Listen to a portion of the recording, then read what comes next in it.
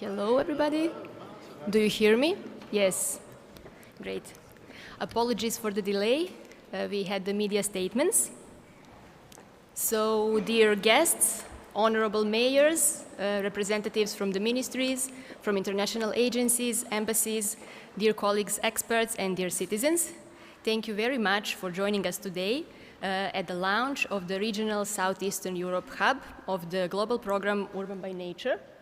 I may ask for the presentation just to give a very brief introduction to the initiative we are having today. As you all probably know, the UrbanByNature is a global initiative that was launched in several regional hubs across the world, from South America, Brazil, China, Caucasus, Korea, Spain, Flanders, and so on. And it is our particular enjoyment to launch the hub today, which is focused on our regional challenges. We can go on. I didn't have the pointer, maybe someone can help me. Okay. So as I explained, the hub will be in the center of the globe, but it will be focused on regional challenges. And what is very specific for Southeastern Europe is that we are actually warming quicker and more than the European and global average. So by now we have global warming of 1.2 degrees Celsius.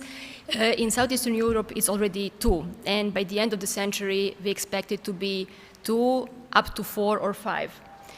And just for the comparison, we had such warming in the previous 20,000 years from the last ice age. And we are pretty sure that many of us are not aware of the fact of how huge crisis we are facing, but we strongly believe that in urban development, we really need to address those challenges by mainstreaming urban greening strategies and implementation of nature-based solutions. Thus, we are very glad that we had positive replies from many cities from the region. We managed to gather around 10 or 15 cities today at this event, and we got interest from additional cities across the region. So we will be very keen on co-creating this program together with you. And now I am very glad to invite the mayor of Belgrade, Professor Dr. Zoran Radojičić, to welcome all the participants. And thank you for your cordial and very strong support for the launch of this hub.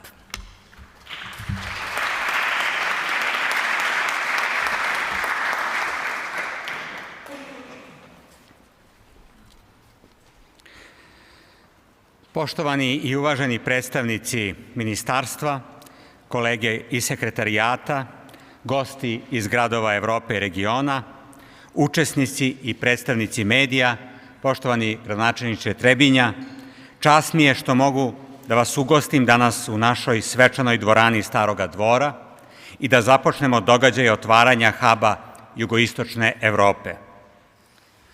Kroz realizaciju projekta Clever City, naš tim je došao na ideju da formiramo hub, Savet jugoistočne Evrope, koji ima za cilj da objedini gradove ovoga dela Evrope kako bi se vršila stalna razmena ideja, unapređenje prirodom inspirisanih rešenja i kako bi adaptacija na klimatske promene se učinila što uspešnijom. Takođe, a pre svega da zajedno povećamo zelenu infrastrukturu naših gradova. Od industrijske revolucije pa do danas, pitanje energije jedno je od ključnih pitanja kada je reč o razvoju privrede i ekonomije kako gradova, tako i celih država. Poslednjih decenija, zajedno potrošnja i proizvodnja energije i pitanje ekologije i životne sredine su postala krucijalna pitanja daljeg progresa, a što je posebno važno i daljeg opstanka ljudi. Grad Beograd, kao najveća jedinica lokalne samouprave u Republici Srbiji, jeste pokretač sprovođenja i realizacija mera u cilju ublažavanja klimatskih promena i želimo da nastavimo da budemo primer ostalim gradovima i opštinama. izgradnja postrojenja za prečišćavanje otpadnih voda, razvoj gradskog železničkog saobraćaja, izgradnja metroa, nabavka električnih autobusa i tramvaja, termalna rehabilitacija javnih zgrada, završetak radova na obilaznici oko Beograda, uvođenja sistema javnih bicikala, proširenje mreža biciklističkih staza, izgradnja 10.000 kvadratnih metara zelenih zidova, povećanje za 10% šumskih površina, a posebno naglašavam linijski park, novu zelenu zooazu koja će se prostirati na dužini od 4,6 km u samu obalu reka, na kojoj je radilo 55 mladih arhitekata sa svojim inovativnim rešenjima. Sve su to značajni projekti koji će dovesti do toga da Beograd postane zeleniji i zdraviji grad za život. Usvojili smo nekoliko strateških dokumenata i akcionih planova koji se bave pitanjem zaštite životne sredine. Akcioni plan za zeleni grad je svakako jedan od najvažnijih dokumenata. Glavni cilj ovoga plana je poboljšanje kvaliteta vazduha uz smanjenje ugljendioksida od čuvenih 40% do 2030. godine. Nemamo sumnju da naš dalji ekonomski rast mora biti zasnovan na principima održivog razvoja, što podrazumeva da naša ekonomska politika bude uvek usmerena na očuvanje životne sredine, kako bismo dali svoj lokalni doprinos u borbi protiv globalnih klimatskih promena i krize. Na kraju naglašavam, ponosan sam što se u našem gradu održava tako značajna manifestacija kao što je 24. Evropski forum urbanog šumarstva, koji će dodatno podići svest kod ljudi i oživeti razgovore o ovoj temi koja je od velikog značaja, naročito kada o tome govore eksperti kao što ste vi, koji mogu i da ponude dobra rešenja.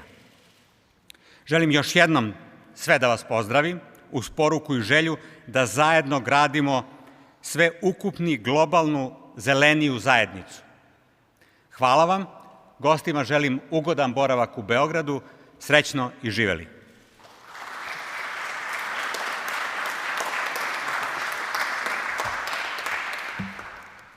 Veliko hvala gradonačelniku gospodinu Radojičiću. And now I have immense pleasure to announce Martin Krekeller from the Senate of the City of Hamburg, the coordinator of our Clever Cities project, which actually gives the framework of our meeting today. Thanks a lot, Anna. I hope you can hear me well. I'm so glad to be here again because I just noticed when I boarded the plane to Belgrade that Belgrade was my last travel before COVID restrictions. We had a Clever Cities meeting here in February of 2020. You've been there as well. You might remember it. I hope so. And this is one of my first travels after COVID. So this reflects the absolute significance of Belgrade in our project, in Clever Cities. And this is, of course, also due to Dejan Tripkovic from the city of Belgrade and Ana Mitic-Radulovic, who are such an important factor for us in the project. So, why are we here today? We are launching the Southeastern Europe Hub. This is one of 3 hubs. You've seen that on the map in the very beginning that Ana Mitic-Radulovic showed. This is one of our global hubs that were somehow implemented in Clever. So why do we have global hubs? Because we think that the nature-based solution concept has to be applied globally in order to take effects. But what do we have to do in order to reach that? We have to adapt nature-based solutions to local circumstances. And when I'm saying local circumstances, I'm not only talking about the ecology or about the local biodiversity, I'm talking about the social surroundings. Because what we are doing effectively, also here along the Lion Park, is we get into people's daily life. We interfere with their immediate surroundings. And what, of course, we need to do is to take the life expertise of those people and bring them into our projects. So in order to create meaningful nature-based solutions, in order to tackle the local challenges, to cope with what people really have to deal with on a daily basis, we have to ask them, we have to involve them, we have to involve local stakeholders. And this is why these global hubs, this is not a one-way traffic of information from, you know, the clever cities like Hamburg, the front runners, the so-called, to other cities that are not that experienced. No, not at all. It's just an expression of the fact that we need local adaptation of those measures and really a co-creative approach with everyone on board, residents, social initiatives, NGOs, academia. So this is why I'm so delighted to be here. And another aspect that I really like when I take a look at my wonderful agenda here is that I see other projects being present here today, not at least in the person of Clive Davis here, who will talk after myself. Because actually, how you call the project it's not important at all. Whether I'm Clever Cities or someone else, doesn't matter. It's just that we all together are trying to bring the concept of nature-based solutions forward. And this is, I'm really, really looking forward to the inputs from the other southeastern European cities that we see today and the local stakeholders, be it from other projects like Clearinghouse, Connecting Nature, UrbanByNature. We are all part of that big nature-based solution project family, so to say. And this is a very, very welcome event in order to learn from each other and to bundle our forces and to bring this thought forward. Thank you very much.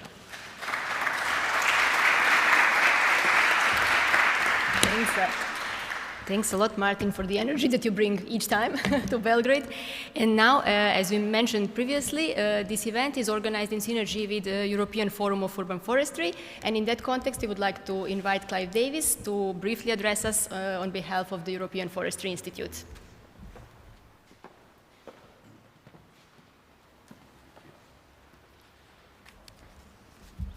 Good afternoon, everybody, and it's a great pleasure to be here. Unlike the previous speaker, this is my first visit to Belgrade, and I'm certain it's not going to be the last one because I've been very immensely impressed in the last 24 hours that I've been here. I'm also proud to say that I've traveled here all by train, apart from the last little bit of the journey from England. It's been quite a journey, but we all do our little bit, I think, to contribute to climate knowledge and to do our bit to save the planet, as I think we heard from the mayor.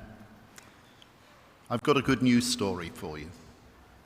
It's always nice to have a good news story. And the good news story is this: we face unprecedented challenges, but the area that I work in, which is with trees, actually is a genuine solution to some of the problems that we face. I was asked recently to do some editing for a book. The book is going to be called The Green Book and hopefully will appear either later this year or next year. And one of the examples in there is the work they've been doing in Phoenix, Arizona, which, if you think it's hot here, I can assure you it's really hot there.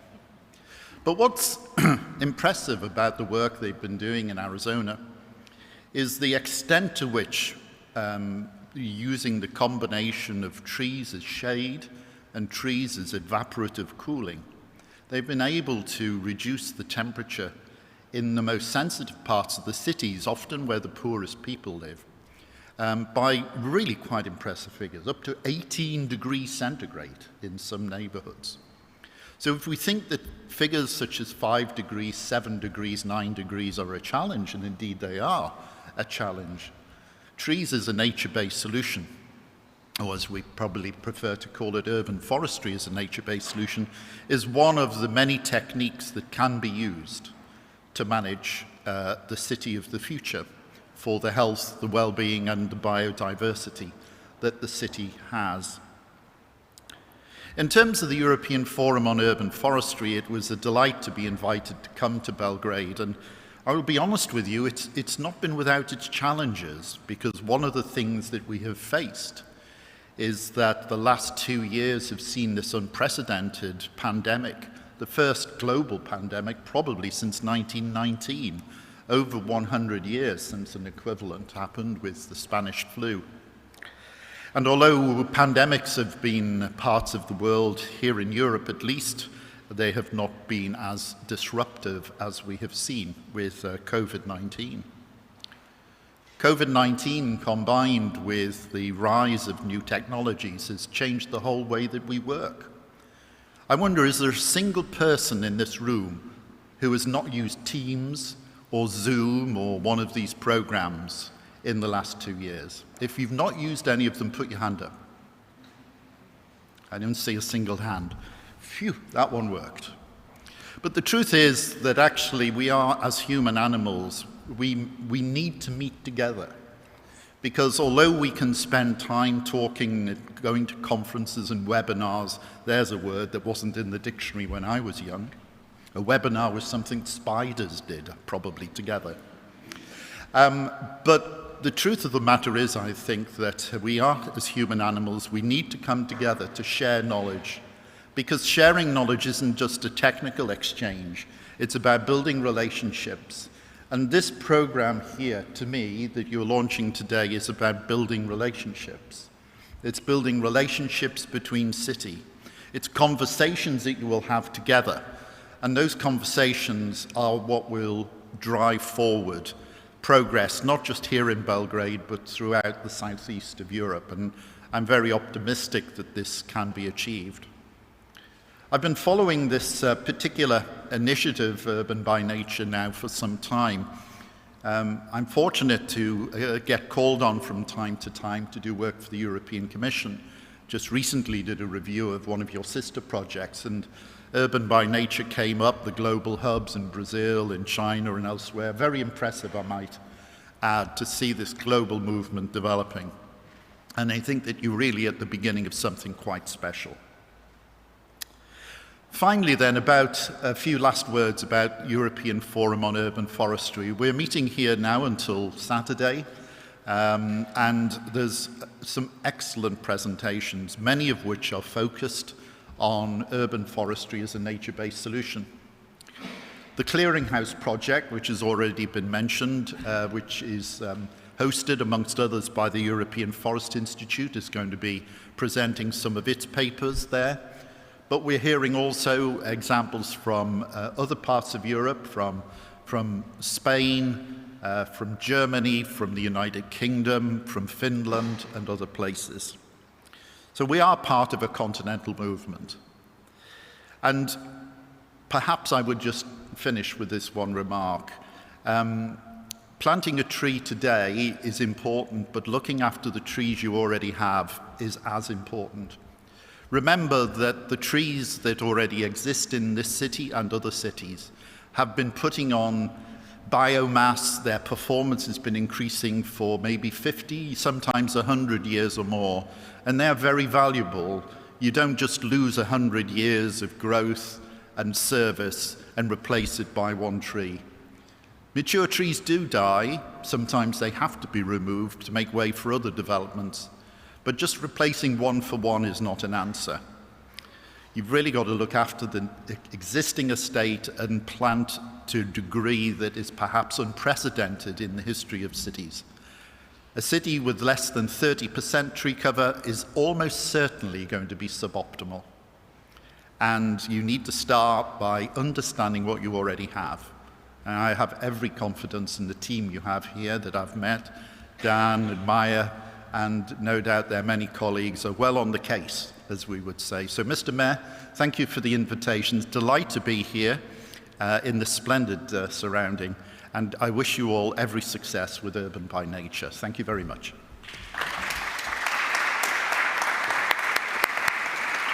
Thank you very much, Clive, for a very inspirational, encouraging speech with some important messages about rethinking our urban development pathways.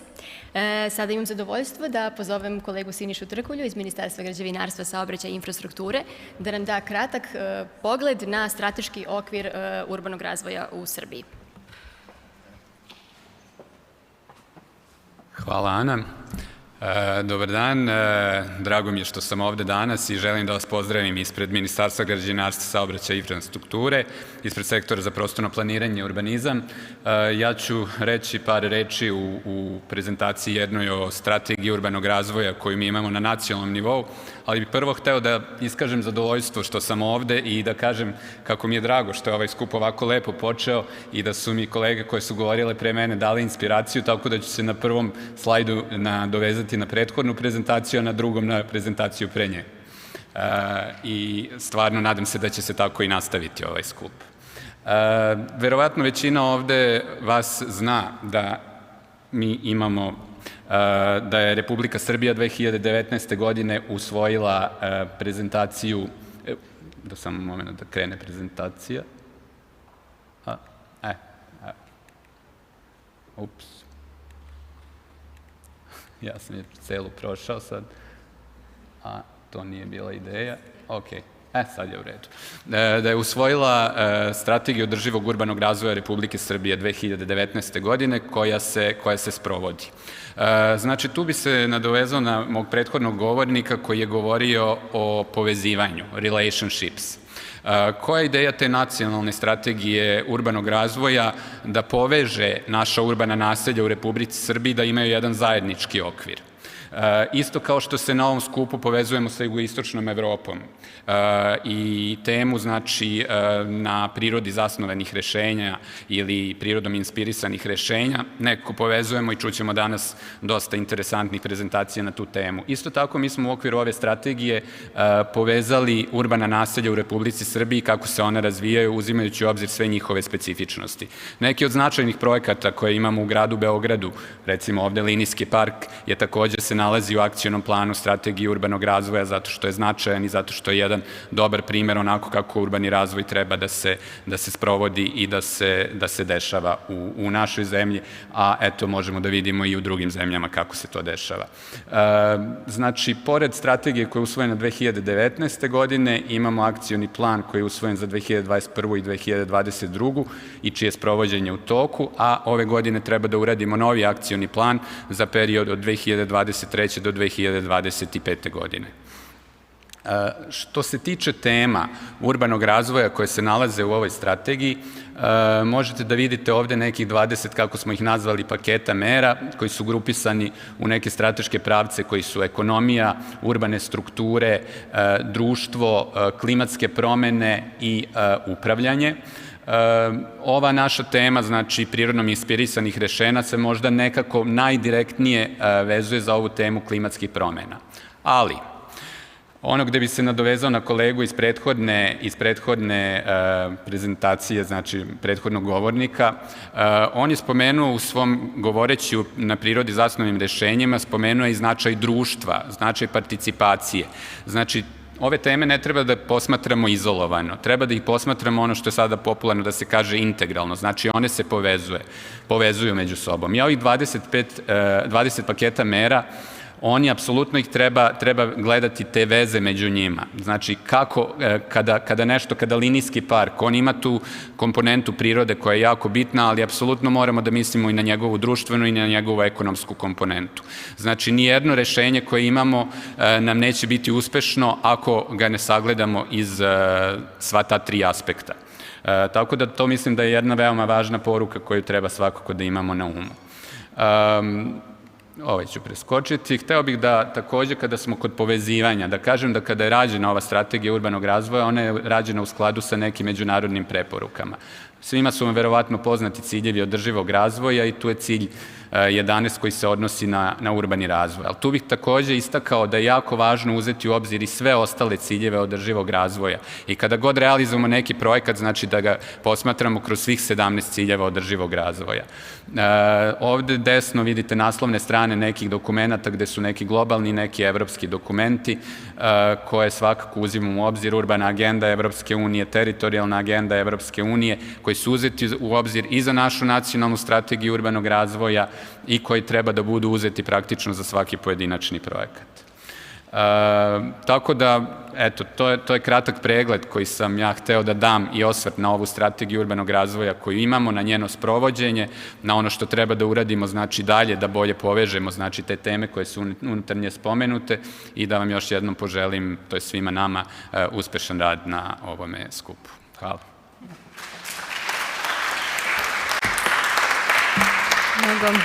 Mnogo hvala, Siniša. Ja bih sada zamolila za jednu malu smenu govornika, ako to nije previše nezgodno, pošto ćemo sada pozvati Maju da nam se obrati, zatim Marka i Borisa Erga. Maja, u stvari ti možeš da izađeš, ja ću samo tamo staviti. Sve treba, da? Imam prezentaciju. Neka, može to. Okej. Može Majina prezentacija. Dobar dan svima, ja sam Maja Jovanović, radim u Gradskoj upravi grada Beograda u Sekretarijatu za zaštitu životne sredine. Radi stranih gostiju, samo ću kratko objasniti gde je to mesto Sekretarijata za zaštitu životne sredine. Dakle, prema nadležnostima Gradska uprava ima 20 sekretarijata, jedan od njih je naša zaštita životne sredine. Veoma mi je drago da smo došli u velikom broju danas. Ja ću ispričati kratko o gradu Beogradu, neke osnovne podatke.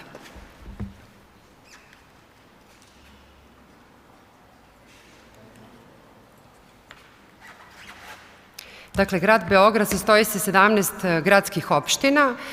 Ovo zeleno područje, malo zeleno područje predstavljaju 10 centralnih gradskih opština. Ljubičasto područje je područje generalnog urbanističkog plana i veliko ljubičasto područje je celokupno područje grada Beograda. Sekretarijat za zaštitu životne sredine, kao i cijela gradska uprava, naravno radi u skladu sa zakonskim regulativama koje su usvojene. To su pre svega urbanistički planovi, to su nacionalna strategija održivog razvoja, generalni urbanistički plan grada Beograda, regionalni prostorni plan administrativnog područja teritorije grada Beograda, plan generalne regulacije i strategija razvoja grada Beograda. Ono na što smo specijalno ponosni, to su zelena dokumenta, tako da ih interno zovemo, koje je Sekretarijat za zaštitu životne sredine pripremio, a donela ih Skupština grada Beograda. Još 2011. godine razmišljalo se o unapređenju pošumljavanja i donet je jako važan dokument za Sekretarijat za zaštitu životne sredine i za grad Beograd uopšte, zove se Strategija pošumljavanja područja Beograda. Ona se primenjuje već 10, to jest 11 godina i jako smo uspešni na tom polju i veoma ponosni na nju. Program zaštite životne sredine koji je rađen za period 2015. do 2025. godine, takođe akcioni plan prilagođavanja klimatskim promenama i procena ranjivosti našeg grada na klimatske promene. Tu je akcioni plan zelenih gradova i akcioni plan održive energije i klime za Beograd, plan kvaliteta vazduha za grad Beograd i u toku i ove godine će biti urađena strategija zelene infrastrukture grada Beograda. Izazovi koje Beograd ima pred sobom, kao i većina evropskih gradova i gradova u svetu, uopšte su meni najdrža područje, to je uvećanje zaštićenih područja Beograda. To je kvalitet vode naših i reka prvog toka i reka drugog toka. Visoke temperature, dakle borba protiv klimatskih promena, oluje, poplave, erozija zemljišta, uvećanje zelenih površina našeg grada i zaštita vodenih izvora. Ovo je slika grada, ovo su lepe i da kažem manje lepe slike grada. Ove dve slike sa ljudima i sa ovim srcem predstavljaju u stvari saradnju o kojoj svi danas pričamo, saradnju javnog sektora i građanstva. Pošto su građani na jednoj površini na Novom Beogradu pomogli i zasadili drveće i učinili tu površinu mnogo lepšom i zelenilom, u preduzeći koje država zelene površine i u znak zahvalnosti ostavilo ovo srce kada su kosili zelenu površinu. Kada govorimo o trenutnoj pošumljenosti grada Beograda, ona iznosi 16%. Dokumentom koji sam već pomenula, to je strategija pošumljavanja, ona planira povećanje pošumljenosti teritorije grada na 25%. Moram naglasiti da su šume našeg grada veoma stare i da im je potrebno podmlađivanje. Zaštita zelenih područja, to je zaštita područja uopšte. Grad Beograd ima trenutno 44 zaštićena područja.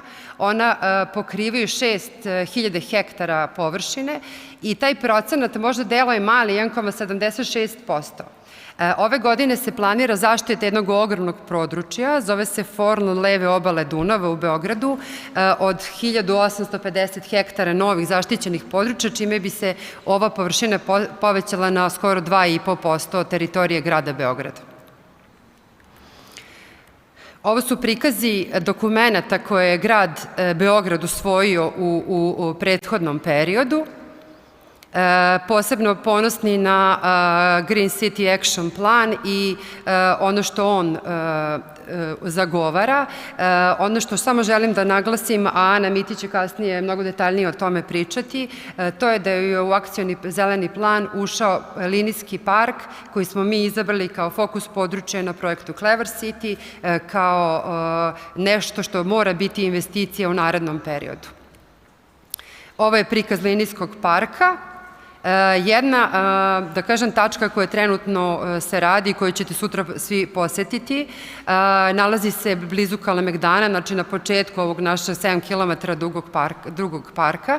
Ovo je slika Nebojšine kule, kako inače izgleda, a ovo je slika Nebojšine kule nakon poplava 2014. godine. Sve je to razlog zašto smo u stvari ovde i zašto svi radimo na primjeni prirodnom inspirisanih rešenja i na borbi protiv klimatskih promena. Takođe slika Donjeg Dorćola, koji je ovako takođe izgledao, ulice su izgledale ovako 2014. godine. Samo reč dve o Clever City-u, dakle projekat u kome su 3 grada, 33 partnera, 3 grada predvodnika i 6 gradova pratioci. Kada smo shvatili da grad, u stvari da se želi izmestiti pruga postojeća, to je trasa pruge, odlučili smo se za linijski park i da on bude upravo na trasi ove pruge u ovom delu grada. Sad, ovo je prikaz zelenih površina grada Beograda 2021. godine.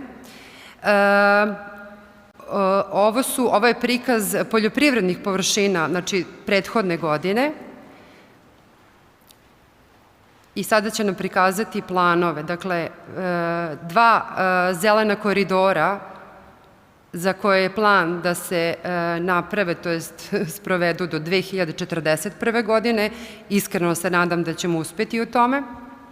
Površina tamno-zelene boje je spoljašnji zeleni prsten grada Beograda i svetlo-zelene boje unutrašnji zeleni prsten grada Beograda.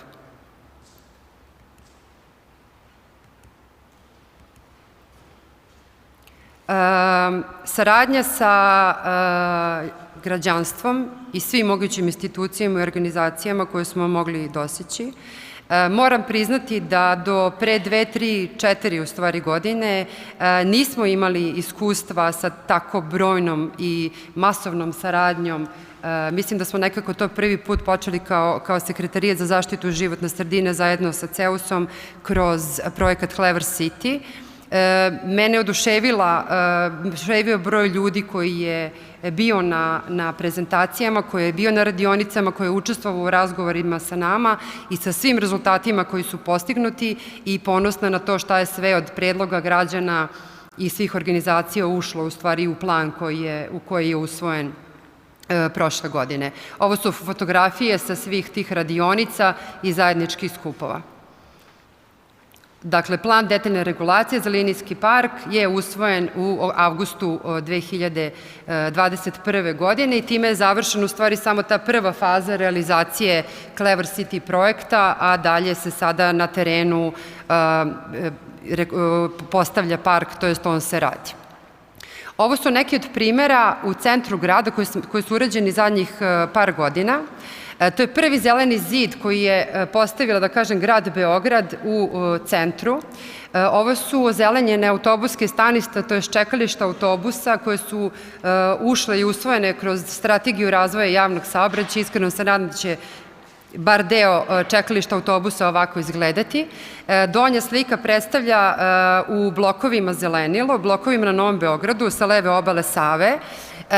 To je jedno ogromno šetalište koje sa svih i leve i desne strane ima te kvartove raznorazne od sporta, fitnesa, igre dečijih rekvizita i tako dalje, koje izgleda zaista predivno. To je to.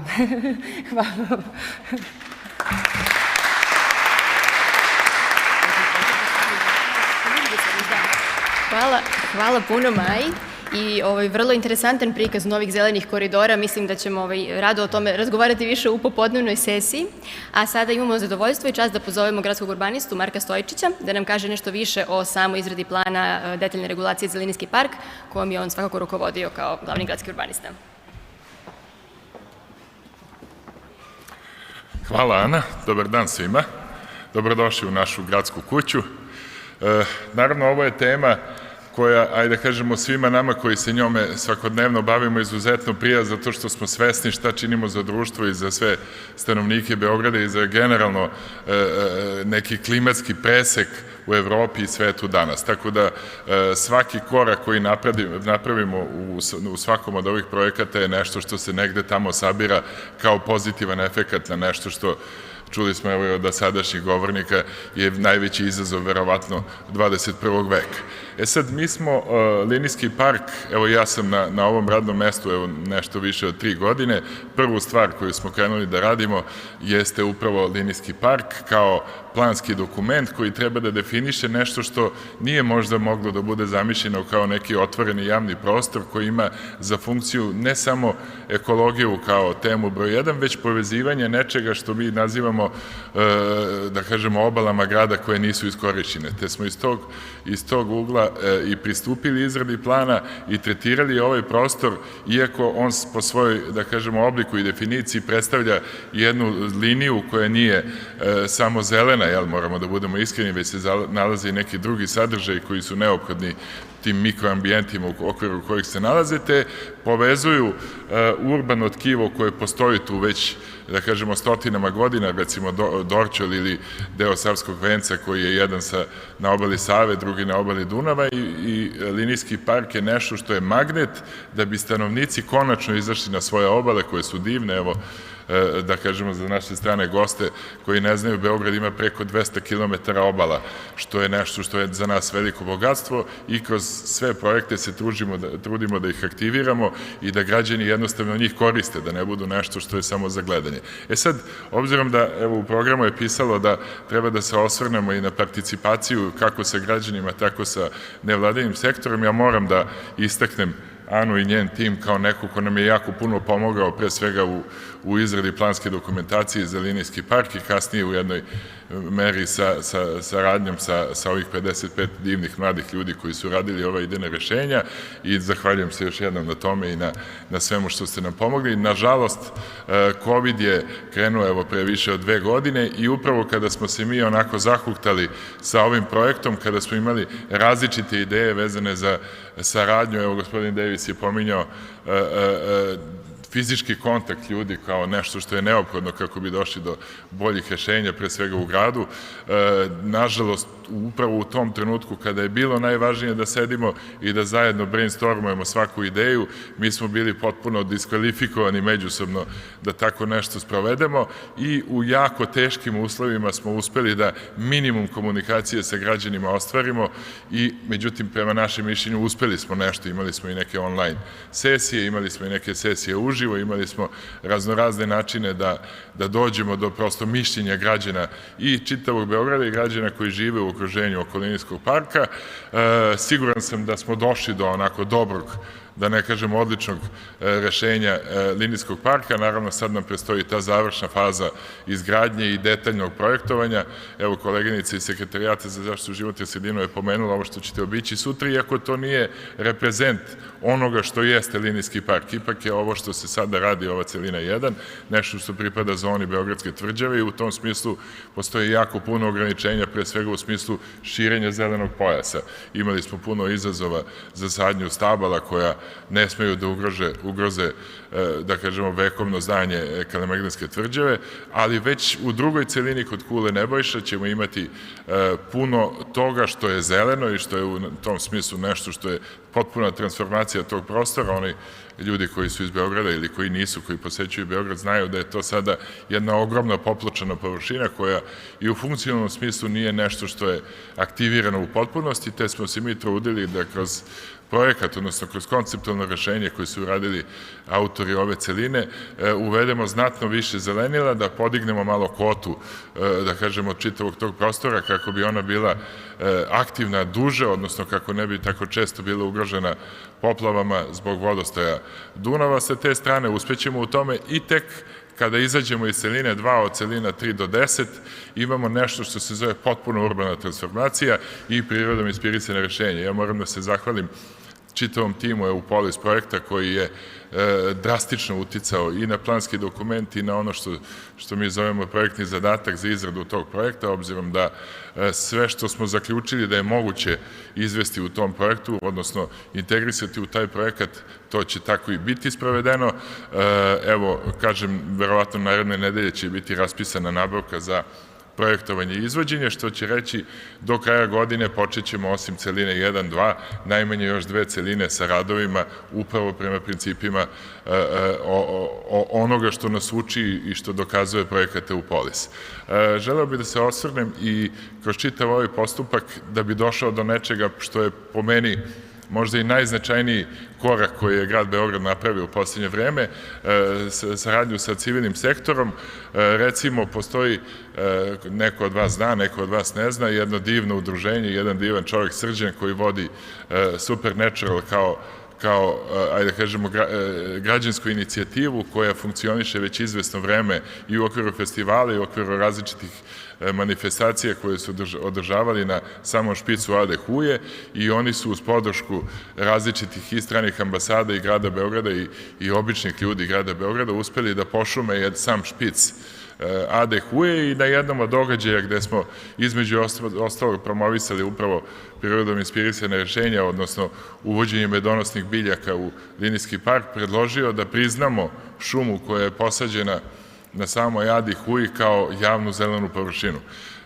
To je naravno za nas bio, da kažemo, jedan izazov, međutim, kada smo shvatili da je to izazov, odlučili smo da ne samo taj mali deo koji je možda, da kažemo, 2 ili 3% Ade Huje priznamo kao javnu zelenu površinu koja jeste danas delom šuma, koja će postati u potpunosti šuma. Odlučili smo da, kao što se vidi na ovom panovu ovde, čitav slobodan prostor Ade Huje pretvorimo prema planskom dokumentu, prema planu generalne regulacije za javnu šumu, gradski park šumu, nešto nalik Adi Ciganliji, i to je sledeći izazov, evo i vidi se i po svom obimu i po površini u odnosu na linijski park, da će to verovatno biti i teži posao, znatno teži posao nego izgradnje linijskog parka. Vidimo, evo ispod se vidi koliko tu objekata ima, sa svim tim treba da izađemo na kraj, da se izborimo, ali rezultat, evo vidljivo i sa same ove slike, da je rezultat izuzetan i ja pre svega želim da se zahvalim i čitavom timu svih ljudi u gradu koji su učestvovali na ovoj inicijativi, koji su pomogli da se ovo desi.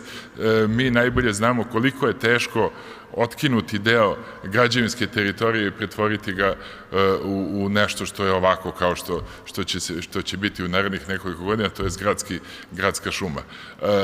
To je teško zato što svi vidimo da svi gradovi Evrope se ubrzano razvijaju, urbanizuju i izboriti se sa svim tim zahtevima kako tržišta, tako i ekonomije je više nego težak posao i u tom smislu mislim da, ajde da kažemo, u neku ruku treba dodeliti orden samom gradu Beogradu što je uspeo da pobedi nešto što je svetski trend danas, a to je da izvuče nešto što je bilo logično i planirano već decenijama unazad za urbanizaciju i da pretvori ono što je tema uopšte ovog događaja i svega onoga što želimo da dostignemo.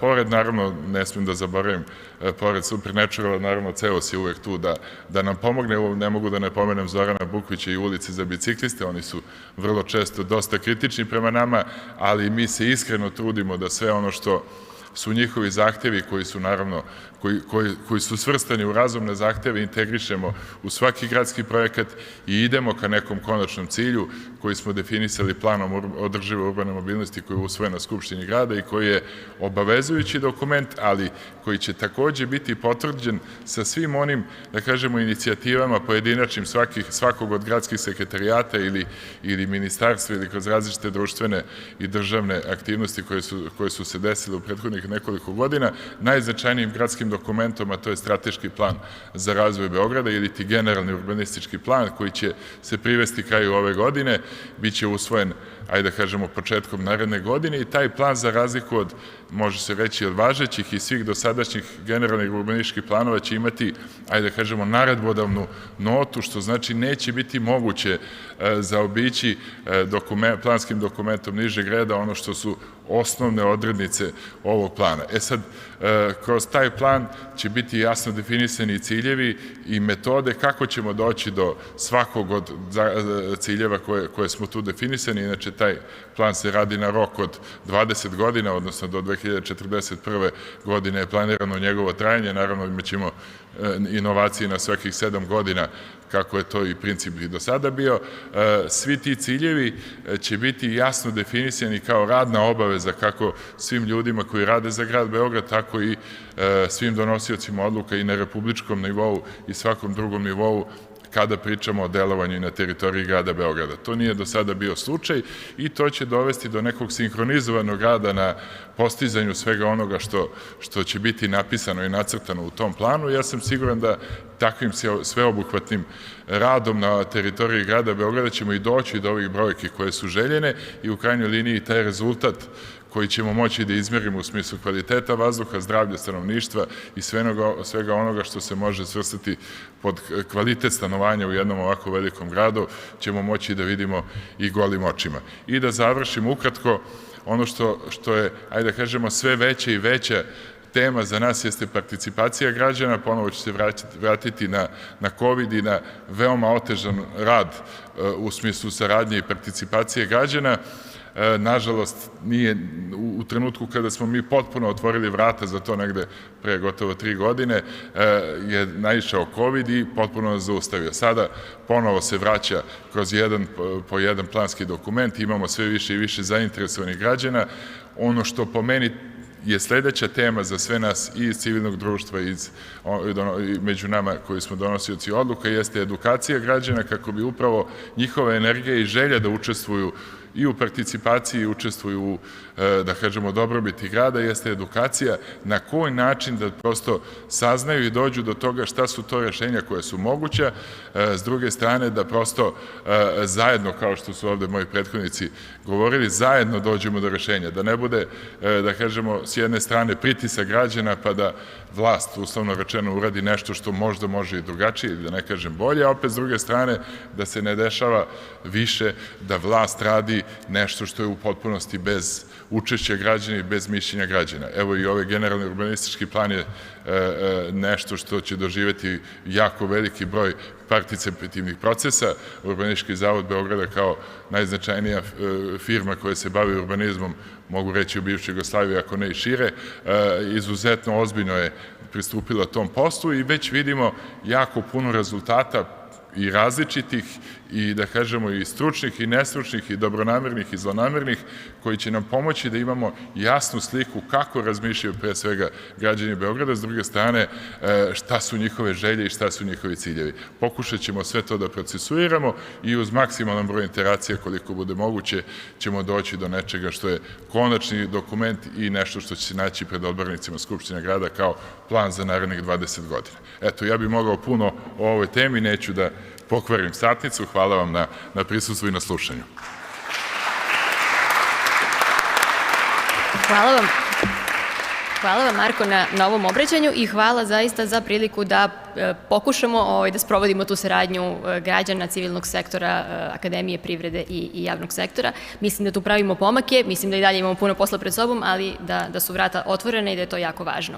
Ja bih sada zamolila da ipak napravimo malu promenu u programu i pozvala bih direktora Kancelarije za Istočnu Evropu i Centralnu Aziju Međunarodne unije za zaštitu prirode, gospodina Borisa Erga, da nam se obrati, s obzirom da treba da putuje uskoro i da je napravio izuzetak za prisustvo na našem skupu, a onda ćemo se obratiti učesnicima online. Prezentacija je 1.08.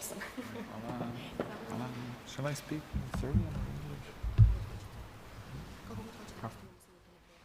Da, okej, dobro, ajde. Ubedili ste me. Dobro, obratit ću se, ajde. I speak in Serbian, so that's... but I speak very kind of fast. So. Okay, so distinguished guest participants, it's a great pleasure being here. So I do represent IUCN, International Union for Nature Conservation, Conservation of Nature, regional office for East Europe and Central Asia, based here in Belgrade since 2015, the office being established in 2004. Prezentacija na engleskom, ja ću da predstavim na srpskom, tako da ćemo imati onda, u isto vreme ćemo imati srpski i engleski. Apsolutno, znači to je ovako ide napred, ovako ide nazad. Ok, dobro. Ja sam se malo sad ubacio i zaista veliko hvala Ani i svima na razumevanju, takav jednostavno ispao dan,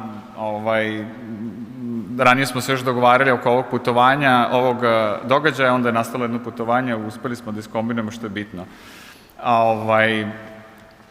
Velika je čast biti ovde, zaista, na ovom skupu. Za nas kao Međunarodnu uniju za zaštitu prirode koja se prvenstveno bavi očuvanjem biodiverziteta, biološke raznovrsnosti ili, kako bi možda neko rekao, divlje prirode.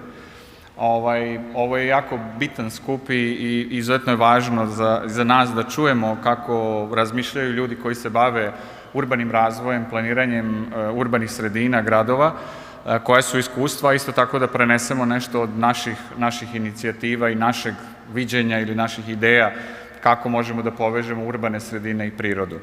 Tema moje prezentacije je malo drugačija, to je neki okvir politika u ovom trenutku. Ja ću pokušati da se osvrnem na nekoliko od ovih stvari koje sam spomenuo kroz prezentaciju politika. Ono o čemu ne moram svakako da pričam, a to je situacija koju svi znamo, vi takođe, a to je da se globalna populacija se kreće ka urbanim sredinama, i neke procene su da će 70% populacije da živi u urbanim sredinama do 2050. godine. Znači, to je jedan vrlo jasan trend pomaka iz ruralnih ka urbanim sredinama. S druge strane, urbane sredine su te koje najviše troše prirodne resurse, tako da ako ne postignemo balans u tim rastućim urbanim sredinama, u odnosu na to kako se koriste resursi, odnosno kako ljudi koji žive u urbanim sredinama koriste resurse, s druge strane kako kreiramo te urbane sredine, teško ćemo postići ikakve ozbiljnije ciljeve koje smo postavili vezano za održivi razvoj. Ono što je možda zanimljivo, čisto jedan osvrt, ja nisam napravio slajd o IUCN-u. IUCN, Međunarodna unija za zaštitu prirode, je mrežna organizacija koja okuplja članove. Mi smo u okviru koje postoje, znači, vladine i nevladine organizacije, istraživačke organizacije, univerzitete i slično. Ono što smo mi 2021. godine, prošle godine na kongresu uradili, znači, otvorili smo članstvo za druge vladine organizacije osim nacionalnih, znači, kako kažemo, subnational, što znači gradovi, provincije i slično. Takođe mogu da pristupa IUCN-u, zato što smo isto tako mi prepoznali da ćemo teško ostvariti ciljeve ako ne budemo okupljali i druge predstavnike vlasti osim nacionalnih. Tako da je to ovako jedan zanimljiv podatak. Jedna od najvećih inicijativa koju IUCN radi se zove Urban Alliance. Urban Alliance okuplja brojne organizacije koje se bave razvojem urbanih sredina, povezivanjem urbanih sredina i ciljeva očuvanja prirode, i ta alijansa okuplja brojne kako organizacije, tako i gradove, tako da je to možda jedan ovako zanimljiv aspekt da i Beograd razmisli, eventualno drugi gradovi da razmisle da se pridruže, zato što je ta alijansa kreira dosta znanja, ima mnogo razmene iskustava, primjera dobre prakse i slično. Što se tiče policija, gledajući čisto sa stanovišta prirode, možda nikada nije bio bolji trenutak vezano za zaštitu prirode kada je reč o politikama i nekoj, ajde da kažem, svesti vezano za prirodu. Ako gledamo podatke koji se tiču biodiverziteta, oni ne ohrabruju. Biodiverzitet rapidno pada i taj trend se jednostavno nastavlja. Mi ne uspevamo da ga usporimo, a kamoli da ga preokrenemo. Ali što se tiče svesti i ideje očuvanja prirode, nikada nije bio veći momentum, kako se kaže, ili bolji moment za to, tako da mislim da je ovo jako dobra prilika da se o tome razgovara. Evropska unija je jedan od lidera, naravno, globalnih što se tiče klimatskih politika, postavila je vrlo jasne i stroge ciljeve, definisane ciljeve vezano za ublažavanje posledica klimatskih promjena, odnosno dekarbonizacije prostora Evrope, a s druge strane je donela jasne strategije koje se tiču očuvanja biodiverziteta i obnove prirodnih staništa koje su dobrim delom degradirana. Znači, taj neki okvir politika u Evropskoj uniji je poprilično jasan i tu nam daje jedan dobar oslonac i dobru osnovu za razvoj sličnih politika kako u regionu zemlji i na nivou gradova. Ovo je samo jedna od inicijativa, to je EU Green City Accord, koja je recimo jedna od inicijativa u Evropskoj uniji koje se pridružuju gradovi u cilju dekarbonizacije, smanjenja zagađenja, vazduha, vode, zemljišta, zvučnog zagađenja, svetlosnog zagađenja, povećanja zelenih površina, biodiverziteta u gradskim sredinama, kreiranja tih prostora prijemčivijim za život. I kako smo i čuli od kolege iz Hamburga, znači jedan društveni prostor gde se mi osjećamo bolje, koji koristimo i kom doprinosimo. Što se tiče Zapadnog Balkana, i to je bila isto jedna ideja, čisto da kažem, znači na našem prostoru regionalnom već nekoliko godina se razgovara i sada je polako uvodimo zelenu agendu za Zapadni Balkan. Zelena agenda za Zapadni Balkan se osvrće na evropsku politiku, znači na zeleni dogovor, i formirana je, organizovana je tako da ima pet osnovnih tematskih celina: dekarbonizacije, u kojoj spada naravno klima, energija, infrastruktura i pokretljivost, cirkularna ekonomija, smanjenje zagađenja, kako zemljišta, vode i vazduha, održivi sistemi hrane i zaštita biodiverziteta. Znači, to su pet osnovnih postulata ili tematskih celina zelene agende za Zeleni Balkan i mi vidimo polako da se zelena agenda, politički dogovor je bio prošle godine, koji je nastao kroz niz razgovora lidera Zapadnog Balkana. U Srbiji postoji jedan veliki projekat koji se tiče zelene agende i slično. Postoji radna grupa, tako da vidimo tu negde polako ulazimo u realizaciju zelene agende. Osim naravno ciljeva koji se tiču biodiverziteta, koji su za nas izuzetno bitni, pošto je IUCN kao organizacija prepoznata da koordiniše to, jedan recimo od ciljeva u okviru poglavlja koji se tiče dekarbonizacije, razvoj planova pokretljivosti, urban mobility plans, tako da to je jedna veoma direktna mogućnost za gradove da doprinesu realizaciji zelene agende. Što se tiče dela koji je vezan za biodiverzitet, dva su nam osnovna cilja. Jedan je da napravimo strategiju ili akcioni plan za očuvanje biodiverziteta, a drugo je za obnovu degradiranih, odnosno narušenih staništa. I sad to se ne tiče samo divlje prirode ili prirode van urbanih sredina, nego se to može odnositi i na gradove, znači na šire urbane sredine. Tako da ovo što smo čuli, kreiranje zelenih prstenova oko grada, kreiranje koridora unutar grada, to su veoma poželjne mere koje mogu da doprinesu realizaciji zelene agende. Na kraju samo da kažem da ono o čemu smo čuli, izuzetno mi je drago zbog toga, zato što IUCN je negde nosilac tog standarda, mi ga zovemo rešenja zasnovana na prirodi. 2020. godine je negde dogovoren i predstavljen i on je taj neki teoretski okvirni neki nosilac te ideje kako mi možemo da koristimo prirodu da izađemo na kraj nekako sa brojnim izazovima sa kojima se suočavamo. Spomenuo sam gubitak biodiverziteta, klimatske promene koje su više nego očigledne. Naravno, sad imamo i problem vezan za zdravlje, znači sigurnost zdravlja, sigurnost hrane i slično. Znači, to je jedan standard koji polako ulazi u politike i prakse. Evropska unija ga je prepoznala, brojne globalne konvencije su ga prepoznale, a slušamo ovde o njemu dosta, tako da rešenja zasnovana na prirodi su na čemu mi baziramo naše ideje i naša rešenja. Tako da mi je izuzetno drago da se rešenja zasnovana na prirodi spominju ovde i da će biti iskorištena u okviru projekta, a s druge strane projekt će samim time da doprinese širenju tog znanja vezano za rešenja zasnovana na prirodi. Ovo su samo neki primeri, naravno sve je dostupno na sajtovima. Jedan recimo od pokušaja da negde ocenimo koliko gradovi dobro funkcionišu vezano za prirodu je UrbanNature Index, koji vidite ima nekih 30 pitanja kroz koje se prolazi, koje se tiču 6 oblasti i onda se može negde proceniti da li grad zaista funkcioniše u skladu sa prirodom ili ne. Jedna zanimljiva studija je, takođe link ćemo podeliti, rađena je procena u 18 urbanih sredina širom Mediterana, da se vidi koliko su neka od rešenja koje su oni primenili, kao, na primjer, linijski park i slični veći projekti, koliko zadovoljavaju kriterijume rešenja zasnovanih na prirodi. I na kraju, poslednji slajd, projekat koji mi radimo uz pomoć švedske razvojne agencije SIDA, zove se ADAPT, to je regionalni projekat u okviru kog imamo dva pilot prostora u regionu, jedan je u Srbiji, drugi je u Albaniji. U Albaniji je Elbasan, u Srbiji je Kraljevo, gde pokušavamo da sprovedemo rešenja zasnovana na prirodi, da vidimo kako ona mogu da doprinesu smanjenju rizika od katastrofa, ublažavanju posledica klimatskih promena i sl.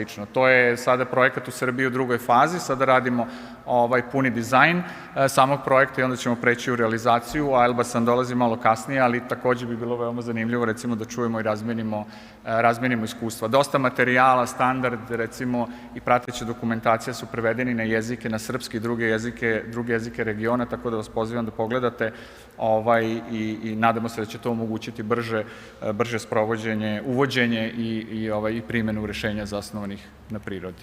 Ja mislim da je to poslednji slajd, izvinjavam se ako sam malo odužio, tema je izuzetno zanimljiva, tako zaista bi se moglo pričati dugo, ali dobro, u interesu vremena tu se zaustavljam. Hvala još jednom na pažnji i tu smo za sva pitanja, odgovore i sve diskusije. Hvala.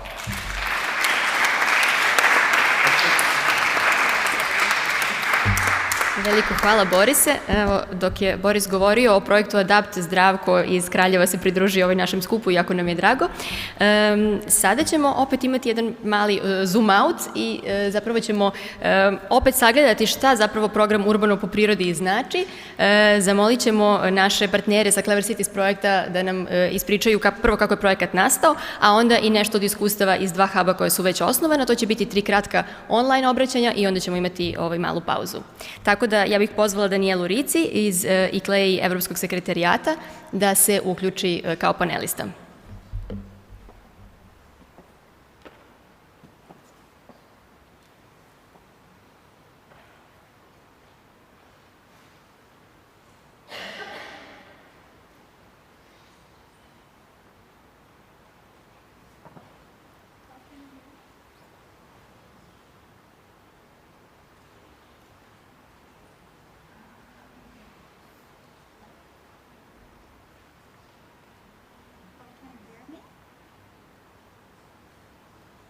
I can't hear you. Not very.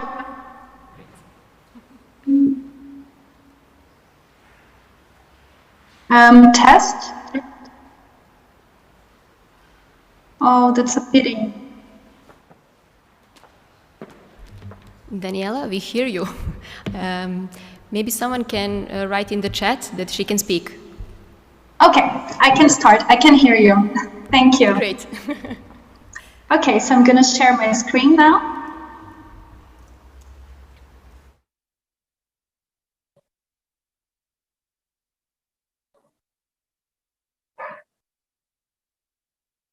Okay, so first of all, I'm very happy to be today in this event. I think it's amazing the work that the city of Belgrade and CELS have been doing in activating this hub we're very proud that so many cities and so many projects and so many institutions that are so important for the NBS field are joining.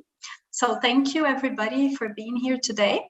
I'm going to talk a little bit about the other hubs that the UrbanByNature program has created, so that you can feel how this new Southeastern Europe hub is going to be part of a bigger network of hubs and cities working with NBS. So I always like to show the definition of nature-based solutions. I'm not going to read it, but one point that I would like to highlight is the importance of NBS benefiting biodiversity. So sometimes designers and planners, they're not so sure if they are planning an NBS. So if you're not sure, you just ask yourself, is your solution being a net gain for biodiversity? Is it helping biodiversity in some way, either preserving it or helping the net gain? So that is an easy way to see if you are doing NBS or not. Here's some images I always like to show, because a lot of times we speak about these solutions, but I think it's better for people to have some images to bring together with the term. So NBS can happen in many scales, as you have seen from some presentations, and we're going to also hear from the cities, and they're going to show how they have been implementing and planning NBS. About the program, so we tried with this program to fill a gap that we saw that there was a gap on capacity building and expertise sharing. So the UrbanByNature program tries to bring people that are really working with NBS together for them to exchange experiences. And this program is designed around a step-by-step integrated management approach that is aligned with this ISO 37101. It's an international standard. And here you can see the cycle of the UrbanByNature program. So we start with the city or the academic partners or entrepreneurs or also citizens. They start by joining the program. So there is a registration form, and then they visit their planning ideas according to these different steps. So there is this exploring step, which is an analytical phase at the beginning of the projects, where they start to understand, okay, what are the plans of the city, and that we can align with the NBS solutions. What are the priorities of the different politicians? What are the different, initiatives in the city, so that we can align the NBS planning with the existing frameworks. So this has proved to be quite important. And then we also have the step of commitment and planning. So how do you gain political buy-in, from the decision makers to take the plans forward? So there are many ideas about, how planners can get the support and get the buy-in from decision makers. And then we can go into the phase of implementation, which is more a technical phase, really precising the plans, and then monitoring, which we think is key for us to prove the impact of NBS. We have to be very serious about monitoring schemes. So really following indicators on nature-based solutions to show the impact and to raise the knowledge base.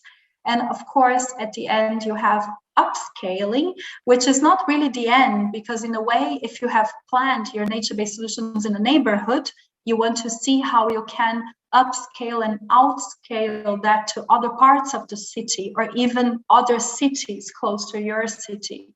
So the idea is really to have nature-based solutions in a larger scale.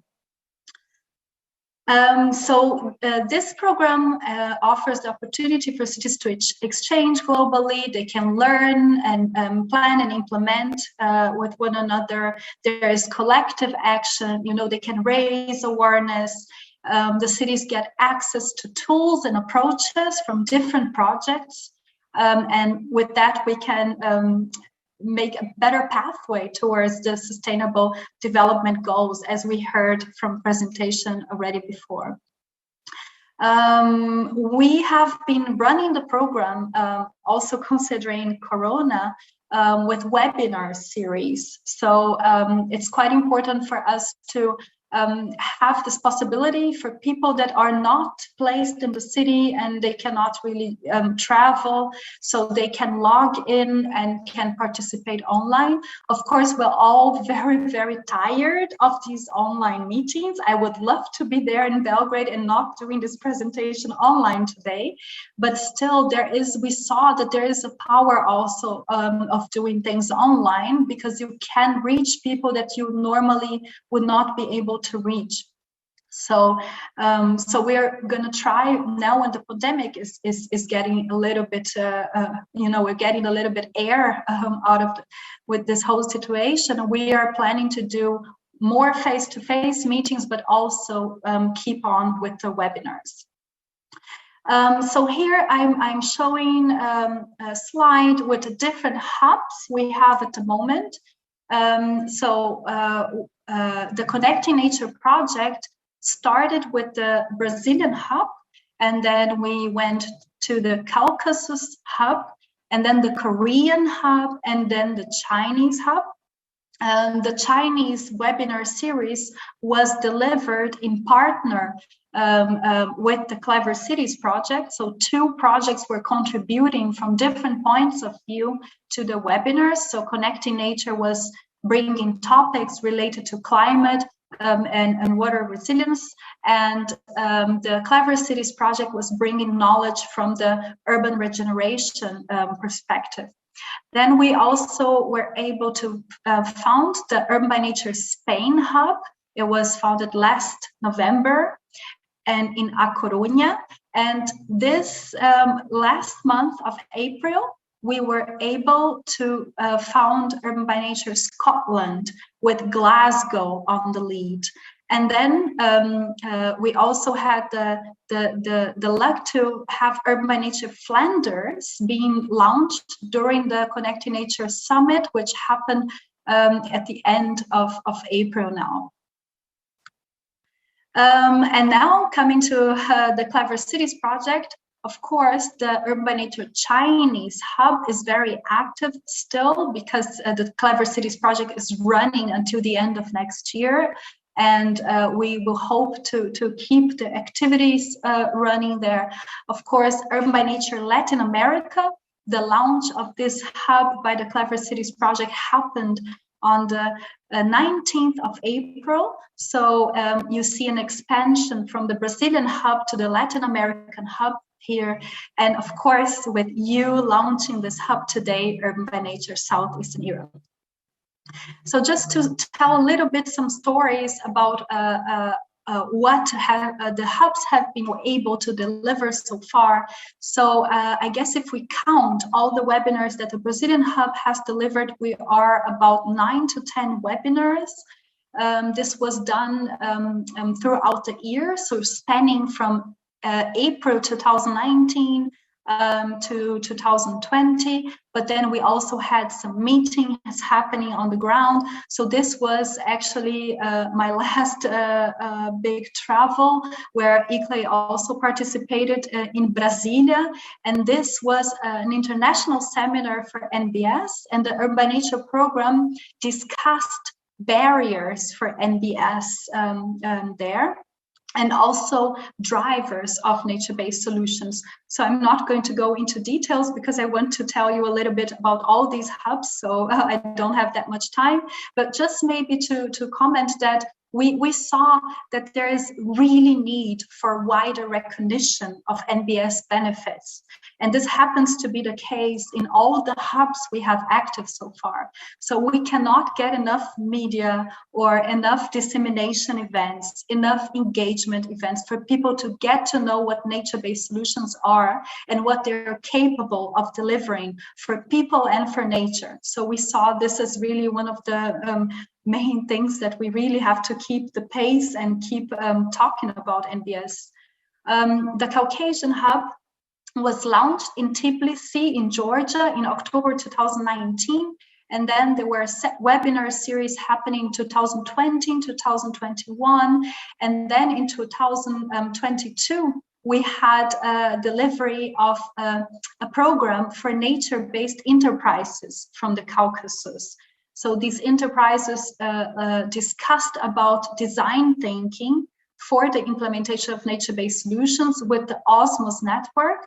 And I think this was a really interesting experience that they did with the UrbanByNature Hub of Brazil and also with the Caucasus. So they were able to deliver this course for both hubs.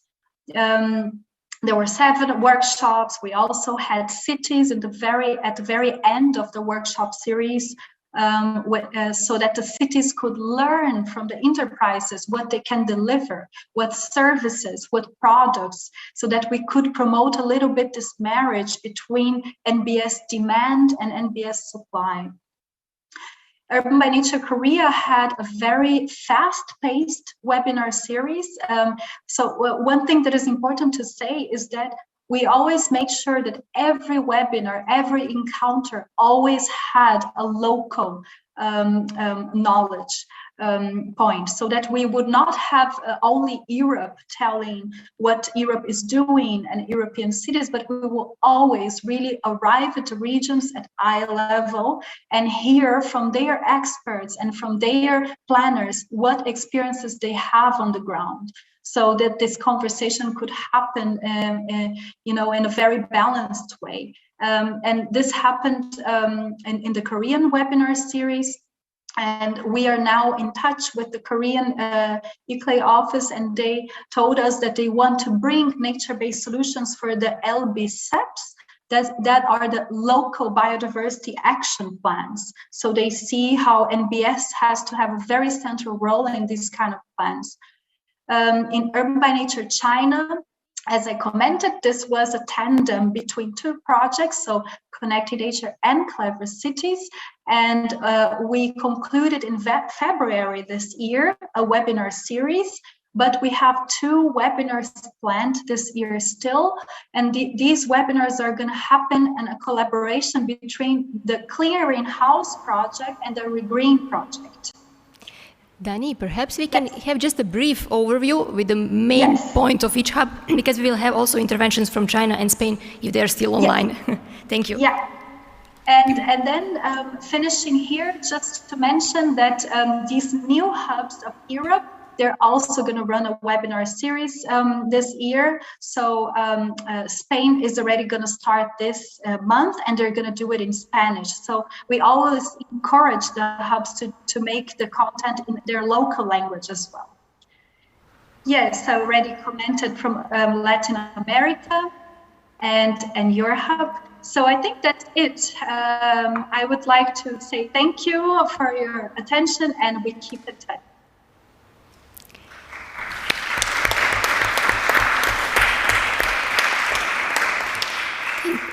Thank you very much, Daniela. We have really received huge support from both ICLEI European and World Secretariats, and I think that this political, strategic, and methodological framework and overview was really important. Now we will just have 2 brief interventions from our partners. If online still, I would like to invite Yingfeng Du from Xi'an Yuantong University from China to share with us a little bit of their experience in China Hub and their work in Clever Cities.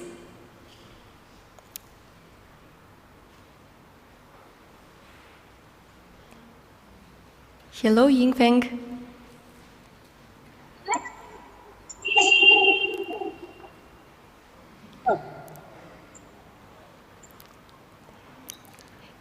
Are you able to speak to us a little bit?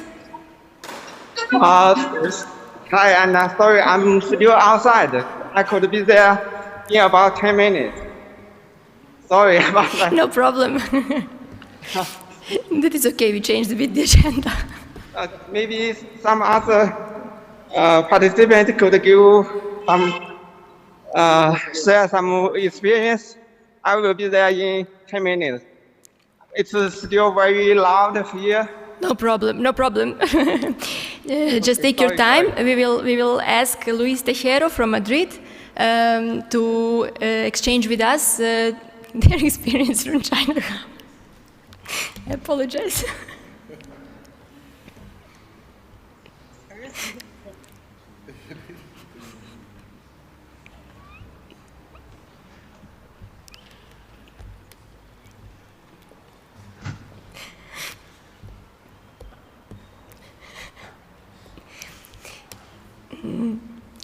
Is Luis with us? Hello. Hello, Luis. Can you hear me? Yes, yes. Great to hear you. Okay. Well, I'm going to give you a very brief presentation. I heard you a little bit with echo. Okay, we can turn off my mic. Okay. So first, I want to say thank you to you, Anna, and of course all the organizers, especially the city of Belgrade, for this invitation and this space to talk about a little bit what we are doing in Spain and especially in Madrid. Well, this is going to be very brief. I would like to start this talk speaking about the Spanish UrbanByNature hub that has already started, as Daniela said, in Spain. And well, we start working on this group in November, led by the city of A Coruña. And this is going to be support this community, or this group is going to be support with different research centers, university, private companies, other public administrations. And well, I think that, obviously the main goal of this platform is to promote the nature-based solutions in cities. That's clear, of course, but also to get to this goal, we need to create I would like to stress how important is to create these sorts of communities surrounding this matter, the nature-based solutions and the nature in cities in a whole sense. I want to stress that we are dealing with such a new matter, which is nature-based solution, comparing with the traditional issues or topics in the city. I mean, water management or I don't know, urban planning. So in the future, we need to create this community to exchange experience, to exchange knowledge, because we will need to deal with very difficult barriers as regulation, or how to make this process really participatory with a participatory process, or how to evaluate, how to assess the effects on the city. So we are going to face these barriers, the hard barriers in the future, and we need to work together to work in these communities that this platform, the Spanish UrbanByNature hub, which is a brother or sister of the Southwestern Europe hub that is starting today. Closing a little bit the focus on how Madrid is approaching to the nature-based solutions. If you can change to the other slide. The previous one. The previous one. Okay, that's perfect. Thank you.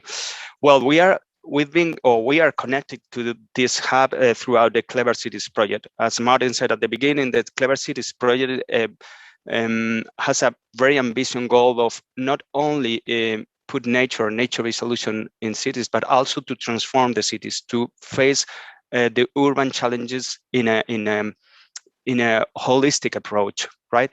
And of course, very connected with the promotion of social inclusion. We cannot work in the same way, just doing project without the people inside. In Madrid specifically, we are framing all these nature-based solutions, actions or plans we are framing them, we are putting them in the climate change policies. We are persuaded, as Clive said, that nature-based solutions are the best way, the best tool to face or to deal with the impact of climate change. I mean, adaptation, to adapt the cities to climate change. But even further, we think that nature, in this whole sense, in this holistic approach, could be or it's going to be a lever to make this deep transformation of the cities that we need to implement if we want to reach the goals of climate neutrality or this change of energy model in the cities.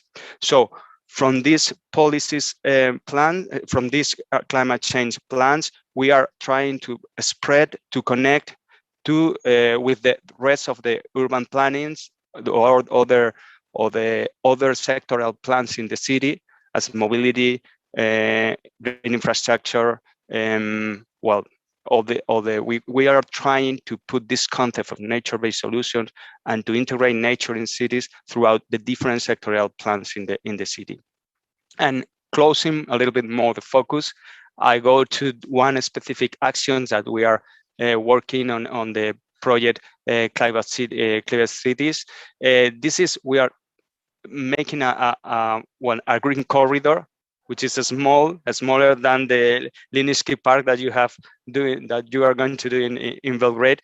But we are using this creation of this green corridor to make a pilot, to work in a different way with our own colleagues within the municipality, connecting with the more traditional areas of work in the city council, as water management, urban planning, mobility plans, working together, which is not, if you work on a city, you will realize that it is not so easy. And also to put the people inside of this project, to connect with the people and make real participatory process designing the city.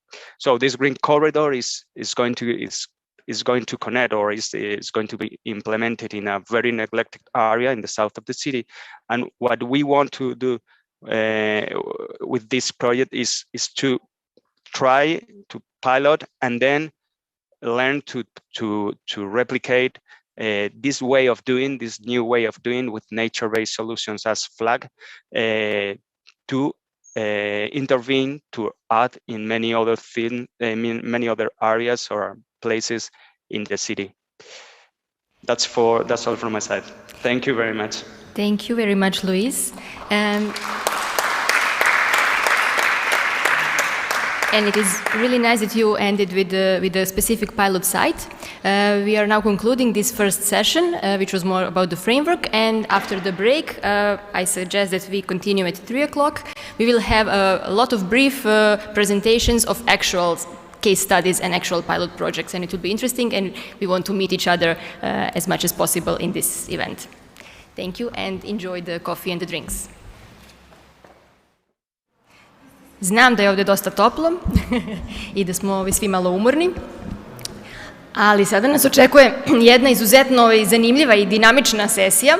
Imaćemo brze prikaze, vrlo kratke, velikog broja inicijativa i predstavnika gradova iz regiona i predstavnika stakeholdera iz drugih sektora. Tako da ćemo započeti sa prezentacijama koleginica iz Pireja.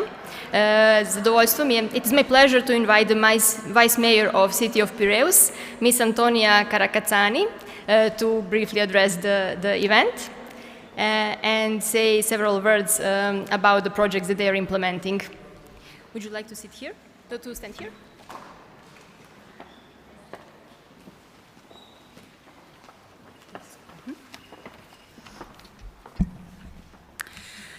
Αγαπητοί εκπρόσωποι, αγαπητοί σύνεργοι, κυρίες και κύριοι, καλημέρα σας. Μάλλον καλησπέρα σας για ώρα. Ονομάζομαι Αντωνία Καρακατσάνη, είμαι αντιδήμαρχος της Διεύθυνσης Περιβάλλοντος Πρασίνου του Δήμου Πειραιά και σας μεταφέρω τους χαιρετισμούς του Δημάρχου μας του Ιωάννη Μόραλ. Θα ήθελα να συγχαρώ θερμά όλους τους συντελεστές που συνέβαλαν για να πραγματοποιηθεί το παρόν συνέδριο. Ο Δήμος Πειραιάς, στο πλαίσιο του οράματος Πειραιώς 2020, έχει προχωρήσει εδώ και 5 χρόνια στη δημιουργία και λειτουργία διαφόρων δράσεων που περιλαμβάνουν ενημέρωση, πρόληψη, διαχείριση και ευαισθητοποίηση για τους κλιματικούς κινδύνους στο αστικό περιβάλλον του Πειραιά. Θα αναφερθεί πιο αναλυτικά στα προγράμματα η κυρία Οικονόμου Γεωπόνος, στην Διεύθυνση Περιβάλλοντος του Δήμου Πειραιά.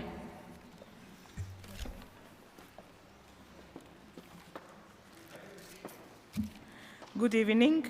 I would like also to warmly congratulate everyone who sincerely contributed to this conference in order to make it happen. The municipality of Piraeus, in the context of the Piraeus 2020 vision, have proceeded during the last 5 years to the creation and operation of various actions which include informative briefing, prevention, management, and awareness of climate risks in the urban environment of Piraeus. Specifically, these actions include a climate change program that aims at the reduce of vulnerability and exposure to current climate variability. The Harmonia program that aims at the study data cases regarding the climate change. The Green Seaports program that aims to improve the atmospheric conditions of the port, such as reduction of atmospheric pollution from ships and the traffic local of the ports.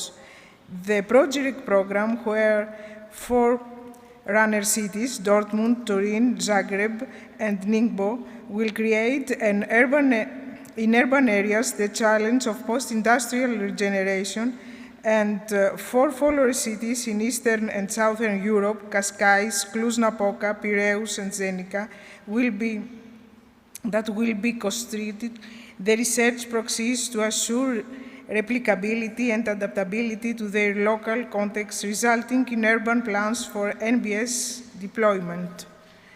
The FPOLIS program that aims to the development of a sustainable urban planning methodology, demonstrating nature-based solutions, and the main goal is the improvement of citizens' physical health and well-being.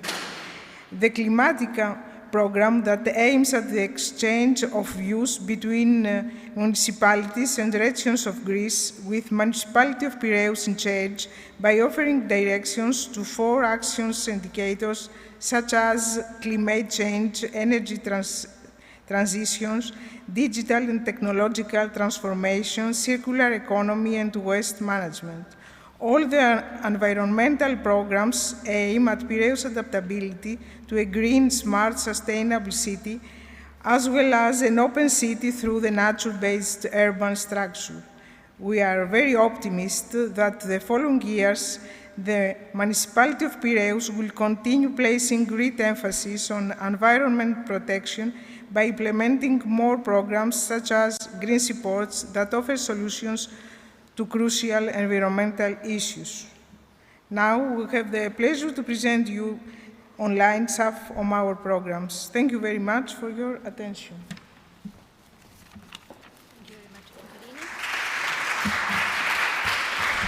Thank you, Ekaterini.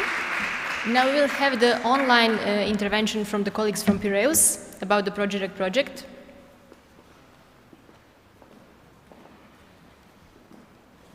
You hear me? Yes, we do. Hello, my name is Marina. I hear my voice twice with an echo. My mic. I'm happy to represent Municipality of Piraeus online. I'm an external partner.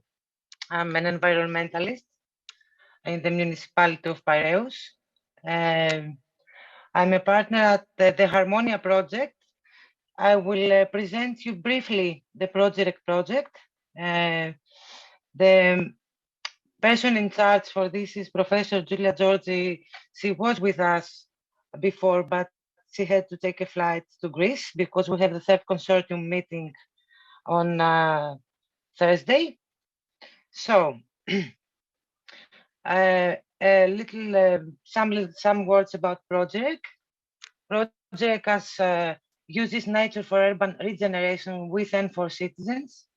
And the acronym project stands for Productive Green Infrastructure for Post-Industrial Urban Regeneration. Nature for Renewal. The specific project is funded by the European Commission under the Horizon 2020 program, and in Piraeus is running from June 2018 until 2023. As well know, the urbanization as a condition has meant the loss of green, which has a negative impact on water, air, soil, biodiversity, human health, and climate. You can move, of course, yes, you can move the slides. It's most pictures. The message that we want, that the project wants to provide is that a sustainable future needs sustainable cities. This is where green infrastructure and nature-based solution can play a role, and fortunately bring green elements into everyday urban living. As the European Commission defines, nature-based solutions are solutions that are inspired and supported by nature. They are cost-effective, they provide environmental, social, and economic benefits, and help build resilience. Project focuses on nature-based solutions that have huge potential to address technical, social, and economic challenges to make urban transformation work with and for citizens. As well as project is implementing 8 types of nature-based solutions.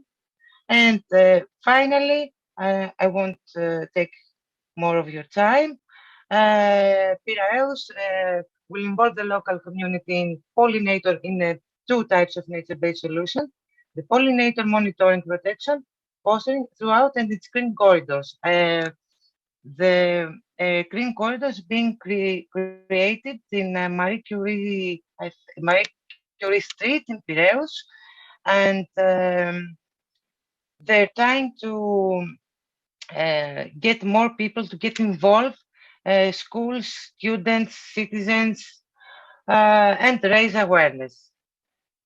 Now I give the floor to my colleague Giovanni Barbotti from Politecnico di Milano. He's my partner in Harmonia, and he will present to you the Harmonia project that we're running together with a big consortium. Thanks a lot. Giovanni, the floor is yours. Thank you very much, Marina. Okay, now we can see the presentation of the Harmonia project that we already saw a little bit previously. Yes, good morning, everyone. Can you hear me? Yes, we do. Great, Please thank continue. you. Okay, great. So, good morning, everyone. It's a pleasure to be connected with you out there in Belgrade. I am Giovanni Barbotti. Thank you, Marina. Thank you for the kind introduction. On behalf of the coordinator, Prof. Giulia Zorzi, rapidly, we would like to share some experience of this ongoing, and since we are at the true beginning, European project Harmonia. So as you see, this is the project overview. Is a project that involves 22 partners, very heterogeneously saying. We move from academic realities, then to companies, research institutes, and of course the municipalities, since Piraeus is involved. So the Harmonia project has a goal, and that is to unite all the relevant stakeholders around the issue of climate change. We are developing a platform that is aimed to be friendly and again to allow the stakeholders to not only understand, but also visualize the impact of those climate change effects across different environments. And that is justified by the choice made with the different municipalities. So this is, as you can see on the left side, we are present in Europe, and this network is connecting from Ixelles at the north up to Piraeus. So the aim is also to be connected inside the consortium with different entities from different nationalities, organizations, in order to understand and to tackle which are the so-called main issues that are posed to the social organization that characterize every European Union country. So the final aim is to develop this IRAP. Thank you, exactly. So this integrated resilience assessment platform will be a system to support the stakeholders. And that's the reason why they are involved since the beginning. We have developed also a stakeholders engagement plan, thanks also to the support of Urba Sofia, that is another partner that I thanks here. So the integration with the GEOS urban and climate data with the other local, regional, and global data sets is aimed and headed to support the adaptation and the mitigation, linking some external features like the Paris Agreement and other regulations accounting the built environment. So concluding, we just, okay, that's a nice gift, but concluding what we are so far doing is to understand, to account the built environment, to understand what has been the urban development explored inside our cities. And then the final aim is, of course, to be opened to other cities. So starting from the 4 pilot ones, included Piraeus, our final goal is to be able to support the other ones all across the world. Thank you so much. Thank you so much, and have a pleasant continuation out there in Belgrade. Thank you very much for this intervention and explanation of the Harmonia project. We are staying in Greece. And now I have a pleasure to invite Elizabeth Bargiani to present us the work of Athens, especially in the framework of the resilient cities.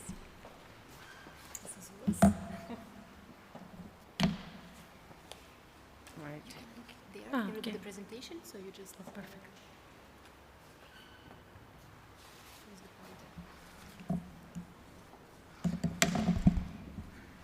Good afternoon, everybody. We're really excited to be here presenting the work of Athens and collaborating with you all regarding mostly on nature-based solutions, where we scale up in the city of Athens quite hard lately.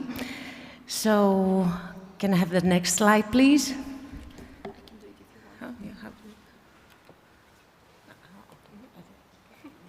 Okay? Yes, yes. Okay. Right. The journey of Athens on resilience started almost in 2017, where with a participatory and inclusive process, we did the resilience strategy of the city of Athens. It was not only about nature-based solutions per se, it was about every sector of the city thematic. So we emphasized the city that it was vibrant, that it was proactive, that it was also green. You see the pillars here of the city, of our resilience strategy. The pillar that we want to speak today mostly about is the green pillar that incorporated the adaptation and the mitigation action plans that the city of Athens did the same year. So that was a very integrated approach and horizontal approach in every other aspect of the city. So we participated with the people who were working in the city, with city officials, with the mayor's office, the general secretary's office, and also with the people of the city of Athens. And that was really important. And now we are and because of this strategy, we aim to gain a 55 million euro loan from the European Investment Bank that could assist Athens to develop this strategy.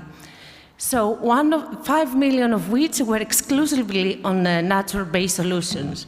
And that's the Natural Capital Financing Facility project for creating 3 green corridors in the city of Athens and creating an integrated approach on Lycabidus Hill about drainage and runoff water on the hill. So now we're in 2022. We're updating our climate action plan according to Paris Agreement. We take part in a lot of networks as a city, such as C40. We signed with them the deadline 2020 declaration, and very soon, in a few weeks, we will announce our new climate action plan.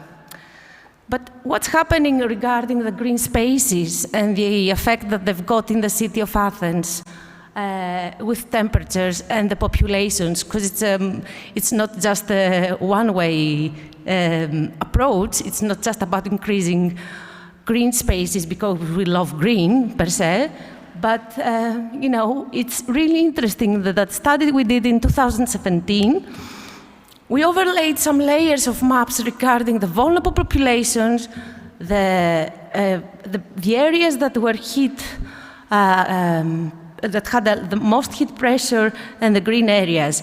So, and the areas that were not, did not have a lot of coverage of green spaces were the most affected and the most vulnerable on heat, and where the people that had the poorest people and the most vulnerable populations were living.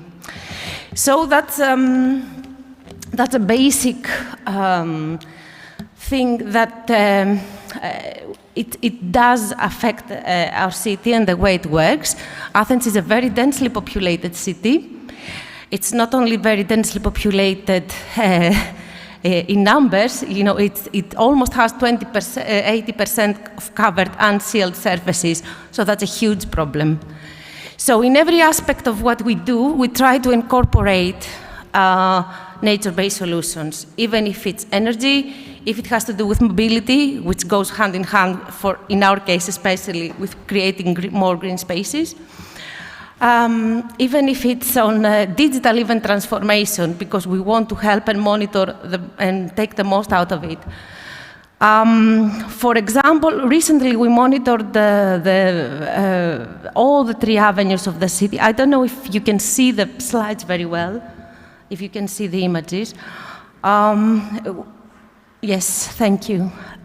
So you see the east part of the city, which is the Eleonas area. It's the most affected area on heat. That's a very recent image with conclusive data from 3 consecutive summers in the city of Athens, and shows the surface temperatures with a very red color. It's the areas that are affected the most. And the blue ones are the coolest spots in the city. Just a quick one. So I give you a sneaky preview for the line actions of our new climate action plan with 7 of them. The most important thing, apart from mitigation goal, which is essential, which is reduction of 61% of the greenhouse gas emissions, the basic goals have to do with green spaces. One is the increase of green spaces by 2030 to 30%. And but not only green spaces, but penetrable to water areas. And the other one has to do with connectivity and accessibility of green spaces.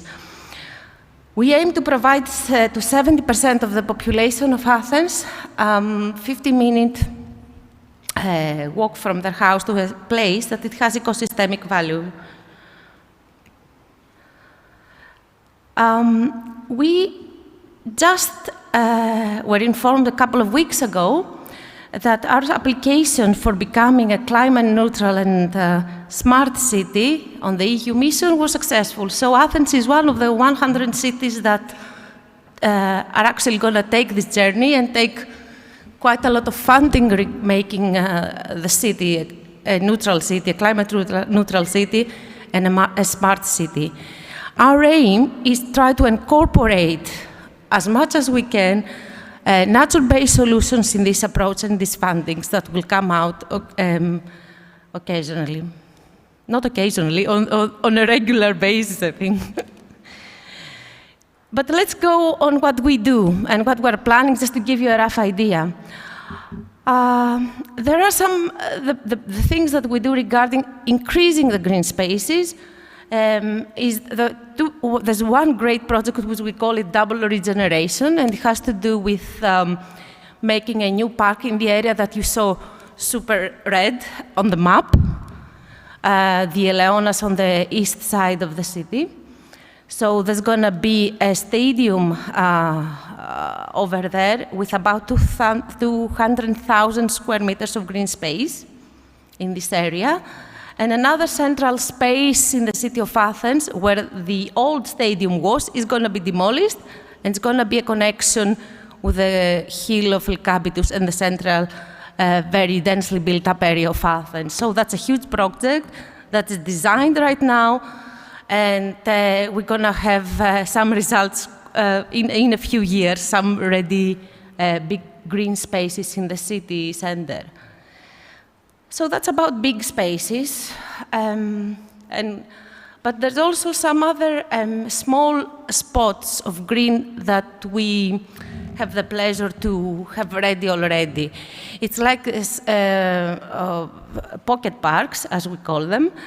It's an initiative basically on the private incubator for the city of Athens, which is called Athens Partnership, under the program Adopt Your City. And we bring together the private sector with the public sector in order to achieve and make the most out for us, for the city to follow the climate agenda. So, for example, until now, we have created 8 pocket parks in the city of Athens with the aim of creating every single abandoned and available space in the city, because the availability is the problem. It's not that we have lots of founders and donors for this program. It's a very successful program for the city of Athens. But the point is to have the availability, the legal access to the place in order to make it a green space. And we're working very hard on that part too. But we also realize that connectivity is also an issue, and transport, mobility basically, with green spaces need to be treated jointly, especially in our mega cities. So, you know, routes, green routes and cultural routes and every kind of routes need to have a basic plan of green, not a basic, a very ambitious, I would say, plan of infrastructure in their plans.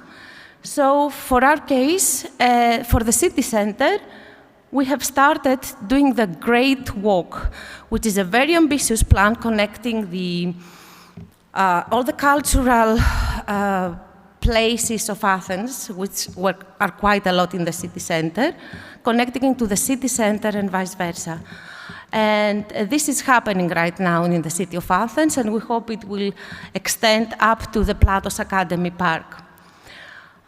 There's also local neighborhood scale green routes and at the metropolitan level. But let's have a quick look. So I talked to you earlier about the EIB Natural Capital Financing Facility project about creating 3 green corridors in neighborhoods.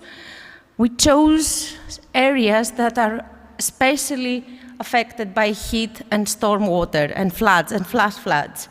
There was a huge analysis on the population that it was living there, on the existence of the green spaces, on the mobility issues, on parking problems of the areas, and we have come up now with solutions for creating 3 green corridors in these 3 neighborhoods of Athens, and which we are tendering right now, which we're finalizing the tenders.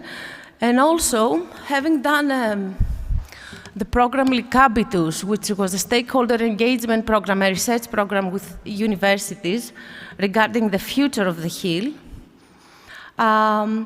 we now are in the pleasure, we have the pleasure to present the solutions that we have done for the Lycabitus hill regarding the movement of water, so it does not flood so we slow down the water on the hill when it rains, and we increase biodiversity, which is one of the main issues of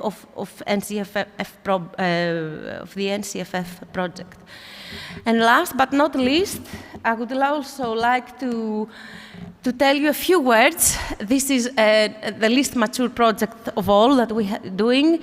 It's in Athens. I'd like to just give you a small hint, useful, and it's unknown. You don't see it when you come over to Athens. There are two aqueducts in the city of Athens. One is the Pisistratos aqueduct, 500 BC, and it does irrigate the National Garden of the city of Athens. Without that, the National Garden of Athens, the first royal park of the city of Athens, would not have been there. This one is the Hadrian's aqueduct. It's a Roman time aqueduct. The water is brought from the Parnitha, from north. You could probably see this in the first image where the water comes from, and it was bringing water to irrigate the city of Athens at the foot of Lycabettus Hill.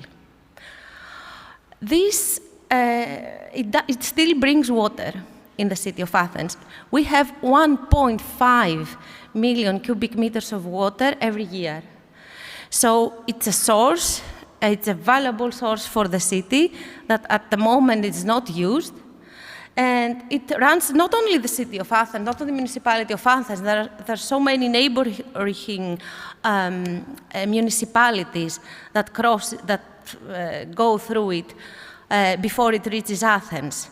So it's a collaboration, it's a teamwork of municipalities and the region in order to create sustainable models of development, of territorial development in this access in a buffer zone of 1,000 kilometers on top and 1,000 1,000 meter on top and 1,000 meter at the back of this axis of the footprint of this aqueduct. So it enhances mobility, sustainable mobility, and green spaces. So that's a huge opportunity for the city of Athens to increase and evolve its green spaces and the strategy that we have regarding increasing spaces with ecosystemic value. Yes, and the last slide, Anna, yes. It's about the National Garden that I told you before. We also have policies regarding the maintenance of the existing green spaces. We have set up a new company in order to manage some special characteristics of green spaces, because all green spaces are not the same. They have historic values, they have monumental principles that we need to respect, and we need specialized people in order to manage them properly. So we've set up a new company regarding those. One is for the National Garden and the Philopapous Hill, which are very prominent places in the city of Athens. And the other measure that we've taken is that we've tripled our budget regarding management of the green spaces of the city. And recently, for the National Garden, we took some proper care of the old trees of the National Garden, of the 200 years old trees that belong to the city of Athens in the National Garden, by bringing specialists in order to treat 427 trees of the garden. I'm not going to go through a lot about that. It's stakeholder engagement. We run a program called Adopt a Tree, which we bring citizens in order to help assist us water the trees of the city in summer times, and also a research program, which is called Reach Out. Please go and visit the website. But it's really interesting because along with practice, there's another level that we work on, which is research, and we try to bring them at the same level. Thank you very, very much.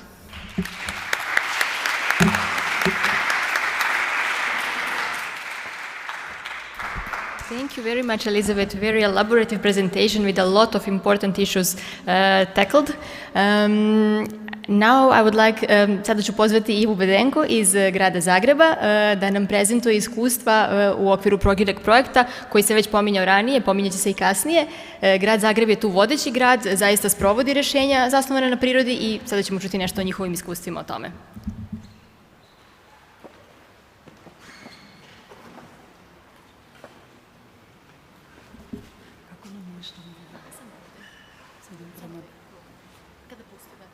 Okay.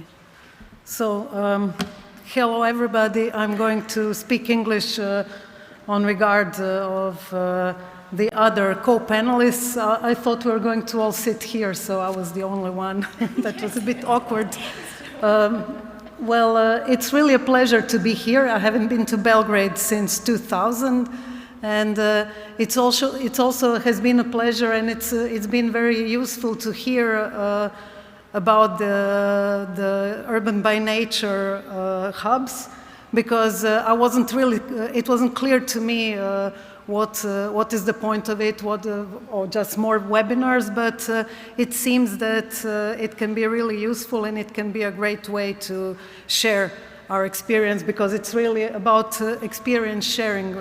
So now I was listening to this example from Athens, and I just wanted to write it all down because it's really very inspiring. So let's get to Prođe Reg. So like it's from Kviskoteka osoba A, govorit ću o projektu Progirek osoba B. So I'm the osoba C, talking about Prođe Reg project from Zagreb perspective.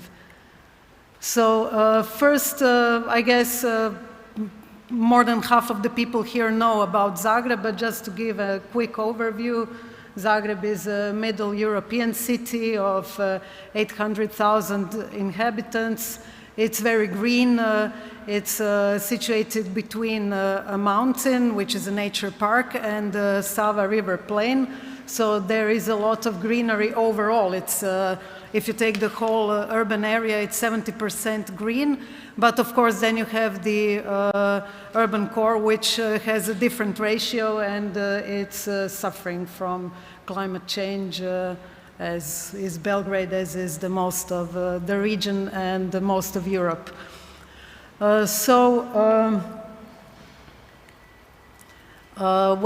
Zagreb is one of the front-runner cities in the Prođe Reg project, which has been conducted since it was launched in the June of 2018, and it was supposed to end in middle next year, but it has been expanded to the end of the year because we had, of course, the COVID pandemic, which has influenced the implementation of a lot of activities of the project, and also in Zagreb we had the earthquake, but those are when we had to list the risks of the project implementation. We didn't list those two, but well, that's something that was unforeseen. So here are partners and the cities. You can see them on the map.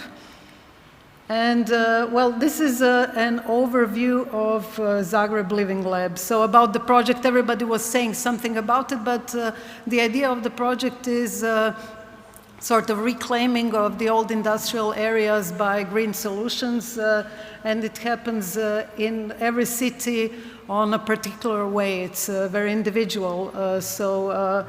When we began with the project, we weren't really sure.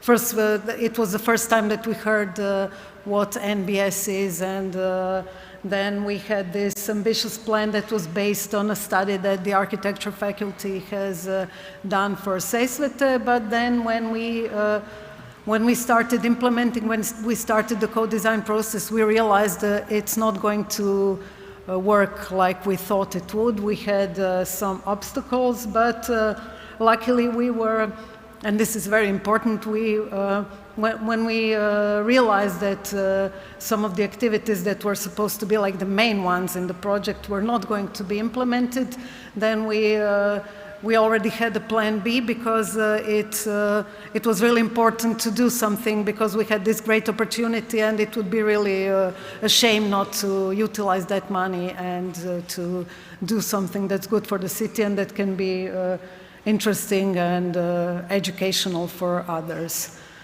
So here we have, this is the outline of the Medvednica mountain, then Sesvete is this area of Zagreb city. It's the easternmost and the largest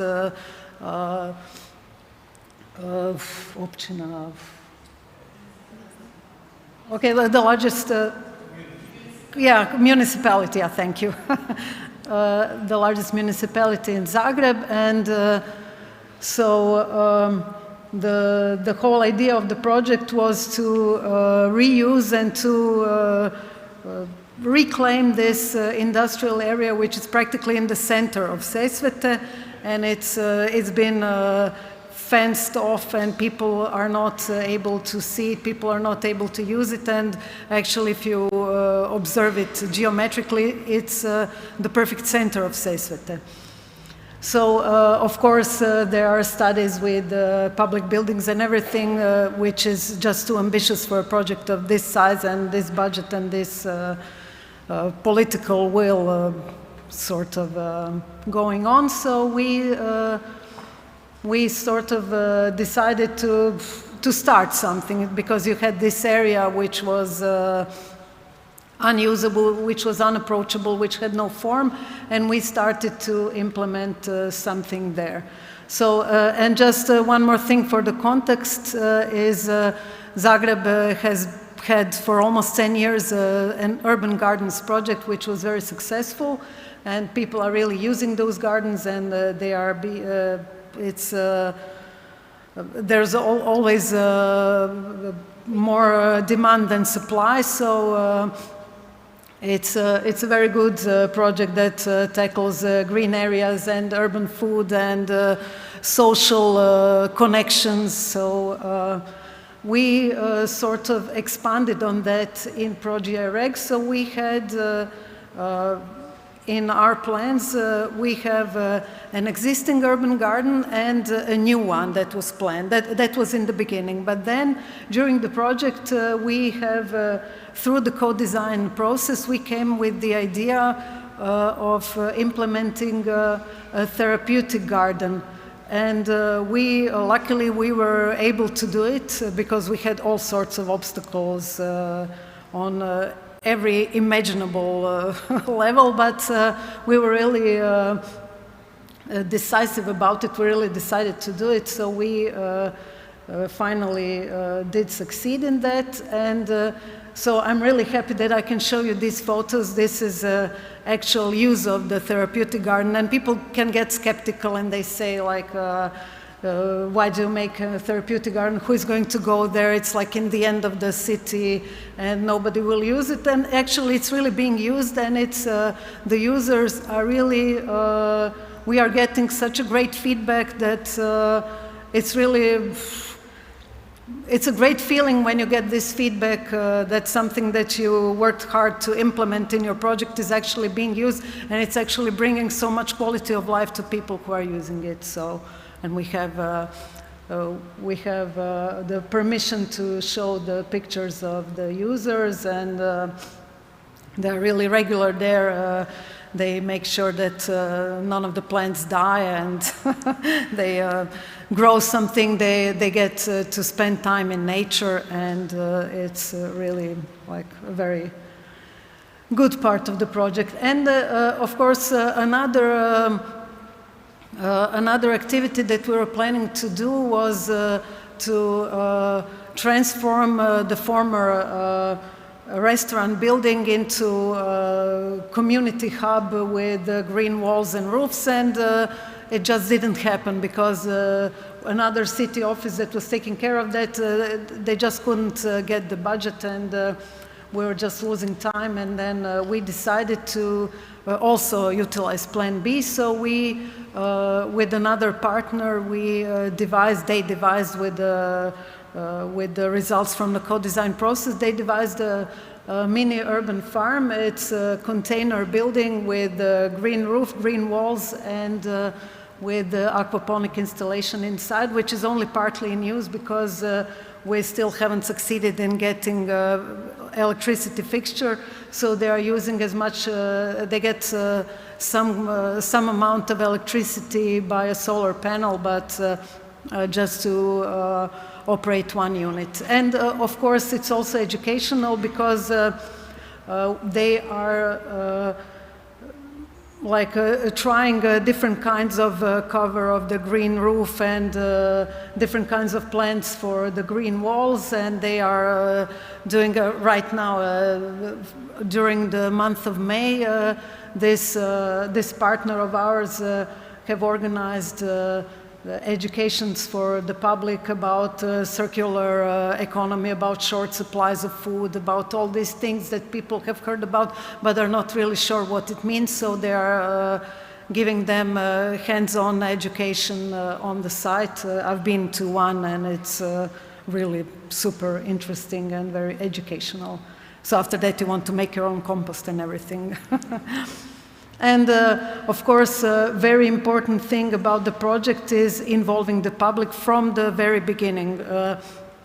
Because through co-design, we came to all those insights that helped us create our Plan B. Because without that, we would just have to think of something, but this way we sort of got an insight to the true needs and to the true potential of this area. And so we have one of the partners who is a local NGO, and they are very good, they're very efficient in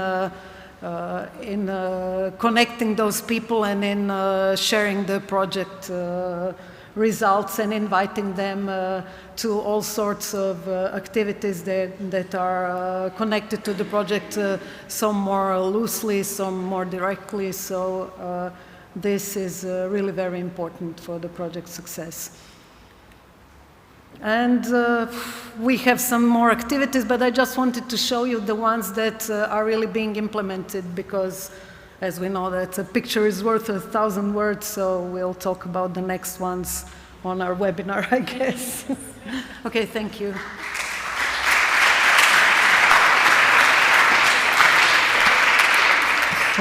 Hvala puno Ivi, a posebno što je istakla i neke od izazova u sprovođenju i samo implementaciji rješenja zasnovanih na prirodi. To je ono što nas verovatno očekuje, čemu će profesor Čeda govoriti malo kasnije tokom ove sesije.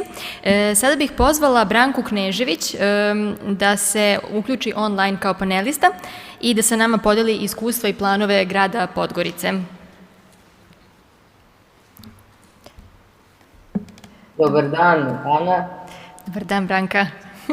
Hvala vam na pozivu i prvo da se izvinim, kažem da mi je jako žao što nisam u mogućnosti da i fizički budem sa vama, ali ćemo sarađivati, sigurno sam i nadalje, i zaista je bilo sjajno čuti sve prethodne prezentacije i izlaganja. Moja prezentacija je prilično sažeta i fokusirana je na one koji su nam najkonkretnije i u ovom momentu najaktualnije aktivnosti kada je u pitanju zelena agenda, da je tako nazivamo.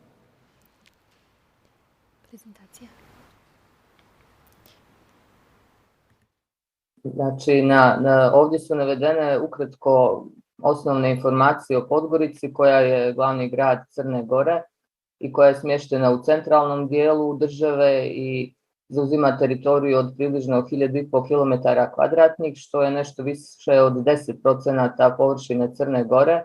Ima veoma povoljan geografski položaj, što se vidi iz ovih podataka da se nalazi na udaljenosti prosjeku oko 50 km od Jadranskog mora i 20 km od Skadarskog jezera, koje u stvari jednim dijelom i pripada Podgorici, koje predstavlja nacionalni park i također ramsarsko područje, tako da je jedna od posebno vrijednih prirodnih cjelina na teritoriji našeg grada. Kada je u pitanju broj stanovnika, prema zvaničnom posljednjem popisu koji je bio prije 11 godina, broj stanovnika je oko 188.000, međutim procjene su da je sada već taj broj blizu 250.000. Ono što Podgoricu čini prijatnom i da kažem opet što ide u u prilog implementaciji ovih nature-based solution jeste i činjenica da imamo preko 200 sunčanih dana tokom godine. Podatak na koji smo također posebno ponosni s obzirom na to da je u pitanju urbana sredina jeste da prema podacima akcionog plana za biodiverzitet koji je izrađen prije 5 godina na teritoriji Podgorice pričamo o biljnim vrstama koje su mnogo bolje istražene u odnosu na životinjske, a to je da na teritoriji našeg grada živi oko 70% ukupnog broja biljnih vrsta koje su evidentirane u Crnoj Gori, a Crnu Goru karakteriše veoma izražen biodiverzitet i na ovoj fotografiji vidimo nekoliko vrsta orhideja koje žive u našem gradu, a sve su orhideje, sve vrste orhideja prema našem nacionalnom zakonodavstvu su zakonom zaštićene. Tako da je i ovo još jedan podatak, činjenica koja ide u prilog potrebi da budemo uključeni u projekte poput ovoga. Ovo je fotografija, možemo se samo vratiti, samo ću kratko. Ovo je rijeka Morača i jedna od 5 rijeka na kojima naš grad leži, što je također nešto što je posebna vrijednost, rekla bih, i ovo što vidimo jeste šetalište koje je prošle godine, krajem prošle godine, izgrađeno jednim dijelom na obali Morače. U toku je nastavak izgradnje šetališta i park u pozadini, jedan od većih i ljepših parkova našeg grada koji je rekonstruisan prošle godine. Na šetalište smo ponosni jer do sada, bez obzira na ovaj broj rijeka, nismo imali, grad se nije u stvari, da tako kažem, spustio bio na rijeke, nije iskorišten taj potencijal, tako da je to nešto na čemu radimo, nešto što su i sugrađani zahtijevali, nešto oko čega su se pitali zašto još uvijek niste i naši gosti kada bi došli iz inostranstva, tako da je to jedan lijepi moment i vidimo da su nam parkovi, nekako se vraćamo ovim površinama, parkovi su puni i djece i srednjih generacija i starijih, malo smo se, izgleda, počinjemo oslobađati ovih pošasti savremenog doba u vidu ovih tehnologija koje su nas zaokupirale, tako da su nam parkovi sve puniji ljudima, da tako kažem.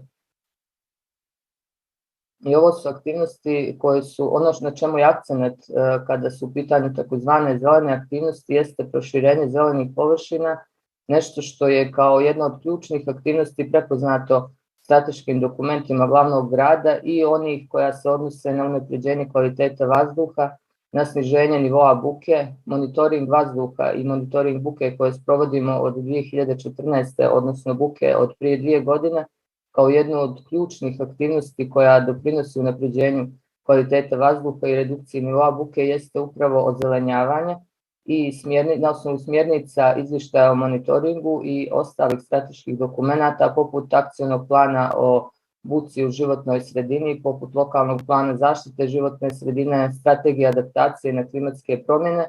Znači, u skladu sa smjernicama tih dokumenata se i vrši ozelenjavanje, tako da smo u tokom posljednje 4 godine, od 2018. je podignuto oko 200.000 kvadratnih metara novih zelenih površina, posađeno je oko 10.000 stabala, opet naglašavam, akcenat je na lokacijama na kojima su evidentirana određena prekoračenja kada je u pitanju kvalitet vazduha, odnosno prisustvo zagađujućih materija.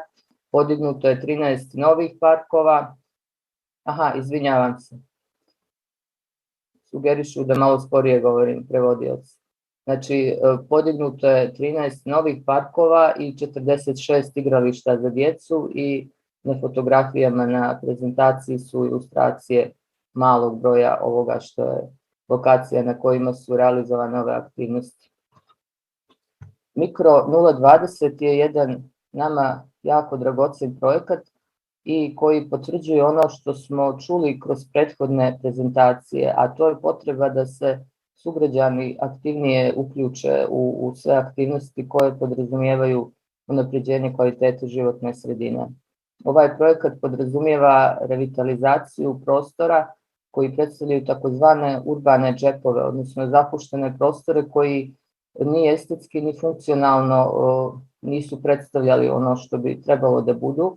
Tako da je 2019. godine pokrenut ovaj projekat u saradnji sa Savezom arhitekata Crne Gore i podrazumijeva to da na inicijativu sugrađana koji predlažu lokaciju koju u svom okruženju prepoznaju kao lokaciju koju treba revitalizovati, na osnovu inicijative se izradi projekat od strane Saveza arhitekata bez nadoknade, a realizaciju tog projekat realizuje glavni grad svojim sredstvima ili u saradnji sa privrednim subjektima. Tako da je nešto što je baš zaživjelo i ima veliku podršku interesovanja sugrađana i do sada je na ovaj način oplemenjeno, revitalizovano 13 lokacija i u toku je revitalizacija jedne, a ima i nekoliko pripremljenih projekata koji čekaju realizaciju. I na ovim fotografijama također vidimo te lokacije, jedna je ispred jedne osnovne škole, jedna pripada zaštićenom prirodnom području rijeka Zeta, tako da kažem, to je nešto što je zaista lijepo i korisno i jako dobro prihvaćeno. Ovdje su u najkraćem predstavljene ostale aktivnosti koje su u toku ili su nedavno realizovane. Nemamo precizan podatak o površini koju pokrivaju zelene površine, javne zelene površine koje održava naše preduzeće Zelenilo, i u tom cilju smo pokrenuli prošle godine izradu katastra zelenila. Prošle godine je realizovana prva faza i obuhvatila je oko 400 hektara i u toku je izrada druge faze kojom će biti obuhvaćeno oko 800 hektara i preostala je još jedna faza kako bi celokupna površina grada bila obuhvaćena. Šta podrazumijeva ovaj katastar? Znači, razvijena je aplikacija u koju se unose podaci o svim elementima, ne samo o biljnim vrstama, o stablima i o žbunju, već i o urbanom mobilijaru i koje olakšava našem preduzeću Zelenilo koje brine o ovim zelenim površinama da planira njihovo unapređenje, da prati stanje na terenu, tako da je jedan veoma koristan mehanizam. Ono što je također karakteristično za Podgoricu jeste da se, kada je u pitanju zaštita shodno Zakonu o zaštiti prirode, da našoj teritoriji pripada Park prirode Komovi. To je jedan impresivni planinski vijenac i pripada teritorijama još dvije opštine i kada posjetite Podgoricu, moja topla preporuka bi bila da posjetite i ovu planinu. Park prirode rijeka Zeta, kojom upravljamo zajedno sa susjednom opštinom Danilovgrad, čijoj teritoriji također pripada ovaj riječni tok, a u toku je proglašenje Park šume Gorice spomenikom prirode. To je nešto što ima i emotivnu notu. To je brdo koje je Podgoričanima posebno značajno, brdo po kojem je grad dobio naziv. Nalazi se u gotovo samom centru grada, 10 minuta hoda od centra, koje je, nažalost, prošle godine bilo zahvaćeno najozbiljnijim i najrazarajućim požarima koji su ikada zabilježeni, međutim u toku je revitalizacija, to neće naravno spriječiti postupak zaštite koji je u toku. Na gornjoj fotografiji vidimo spomenik koji se nalazi na vrhu brda, a na drugoj fotografiji je prva akcija revitalizacije opožarenog dijela brda Gorica. Jako je veliko u toj ružnoj priči, da kažem, jako je lijep moment što je veliki broj građana, veliki broj prirodnih subjekata, ambasada i tako dalje iskazao želju da učestvuju u našim akcijama, da obezbijedi sadnice za revitalizaciju, tako da je to još nešto što je generisalo dobru energiju i potvrda je koliko cijenimo i koliko nam je stalo do tih prirodnih vrijednosti koje imamo. Novi koncept na kojem radimo, a koji do sada kod nas nije bio primijenjen, jesu zeleni krovovi, također jedna od smjernica naših strateških dokumenata relevantnih za ovu oblast.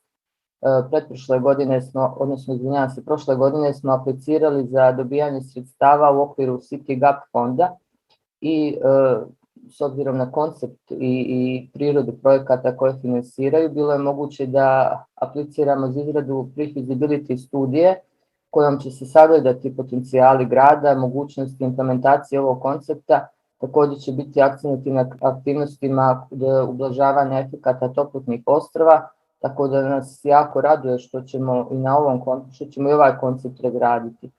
I za kraj ću samo reći nešto što nije navedeno u aplikaciji, a to je da je nešto također na što smo ponosni, činjenica da je i Podgorica od kraja prošlog mjeseca zvanično članica misije Europske unije 100 klimatski neutralnih i pametnih gradova do 2030.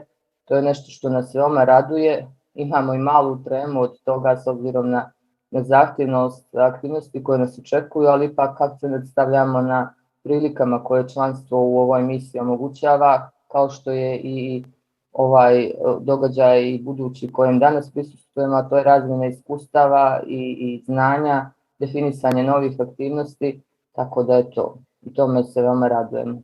To je u najkraćem od mene. Još jednom hvala i srećnu nastavu.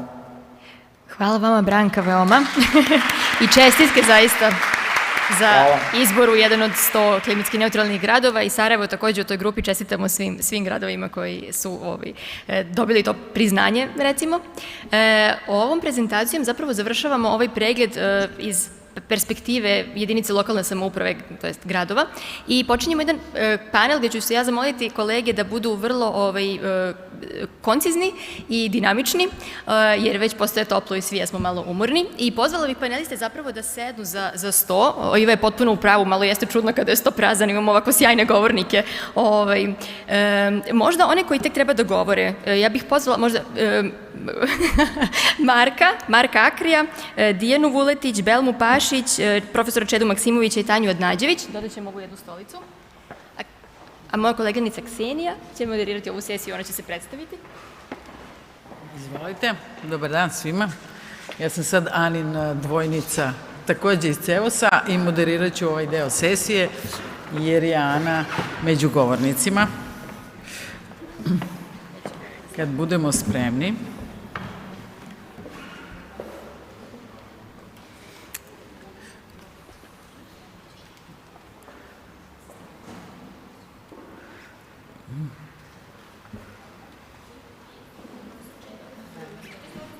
Evo, jer ima? Ana, gdje ćeš ti da sediš? Ja mislim da smo spremni da počnemo. Ja bih pozvala kolegu Marka Akrija sa Univerziteta Nove Gorice iz Slovenije da nam prenese svoje iskustva iz UrbanByNature projekta. Izvolite. Hello, thank you very much. I will be speaking in English. I'm Italian conservation architect and I work in this Slovene university. I deliver, of course, my thanks from the university and from the city of Nova Gorica for this very kind invitation and for having the chance to exchange so many ideas and practices with outstanding colleagues. I will be here to talk to you a few minutes, of course, about the UrbanByNature project and about the Nova Gorica experience in the project. The UrbanByNature project was, I think this is computer managing, no? No? Okay. The UrbanByNature project was inserted in the same call of our sister projects that are introduced to you today. It's a very large partnership of about 30 partners. Many of them are, of course, local based. So we have 7 main cities that are frontrunners and followers. We have observers that are becoming follower cities outside Europe. The main ones are as frontrunners, not mains, I would say. Porto, Sofia and Nantes, that you well know. And the followers are, of course, the city of Nova Gorica, Hoje Tastrup, which is a neighborhood of Copenhagen, Siena, and a part of the city of Brussels. But we have also Khorramshahed, which is a city in Iran that is taking a lot of initiatives inside the project. And then we have transversal partners that are delivering activities to all others. The concept of UrbanByNature is the one of the corridor, of course. It's not very innovative in itself. We do that in the practice of architecture, in the practice of urbanism, but also in environmental issues, but also in humanitarian experiences. The idea of UrbanByNature, although, was not to make a line connecting green spots, but on the opposite, to make use of the corridor as a resting space, as you have in the corridors in the house. That is a space that is connecting the rooms, as it is in the Passage or in the Passagenberg of Benjamin, a space that is also strolling, where instead of doing the shortcut, you stay. So our corridor is meant to be like that. So a place where you improve your health. And another innovative, probably ideas of Urbinat was, and this is probably the way it was financed by the European Union, was to consider participatory practices as MBS. Not only participatory, I would say, but also the solidarity economy ones. In fact, in our catalog that we are using to co-design, the spaces, the green spaces, and these healthy corridors for social housing, we use these 4 categories. Among them, we have the solidarity economy and the social ones. This is the co-creation process. I will not insist too much, but as you see, if you can see, by the way, every circle is then stopping in a validation moment. So when we do the co-assessment, we do validate that with the citizens, with the politicians, then we go to the co-design, and then the final design is co-validated, and so on and so forth. These are 2 of the catalog cards that we use playing with the citizens to design the corridor. I put here one very technological designed by one of our partner, the IAC Institute in Barcelona, which is the ceramic tile for the green walls. But mostly I would say these participatory practices, this photo voice is a practice that we have used very much in the cities to design the corridor, to assess the corridor, by the way, and to design the corridor and the MBSs. Some achievements of the front runners, I would not insist too much. We have everything on the website, but as you see, green theater, urban gardens, urban farming, and then solidarity markets inside in green spaces. But then Nova Gorica. So Nova Gorica is a follower city. You know probably very much Nova Gorica because it was an iconic, I would say, city in the former Yugoslavia. It's a new city established in 1947 as a response by the cut out of some citizens from the territory of that time shared territory, now territory of Yugoslavia and Italy. So there was a picture there of the Italian city, okay, Italian Gorizia, you see, don't see anything else, and then from a certain moment, 1947 on, they established this completely new city with the socialism-based urban principles. Very nice cities with very nice modernist buildings that have been then revalued recently, of course, when the border was eliminated in the rejoining of the 2 cities. We still have 2 cities, but we have 1 urban area.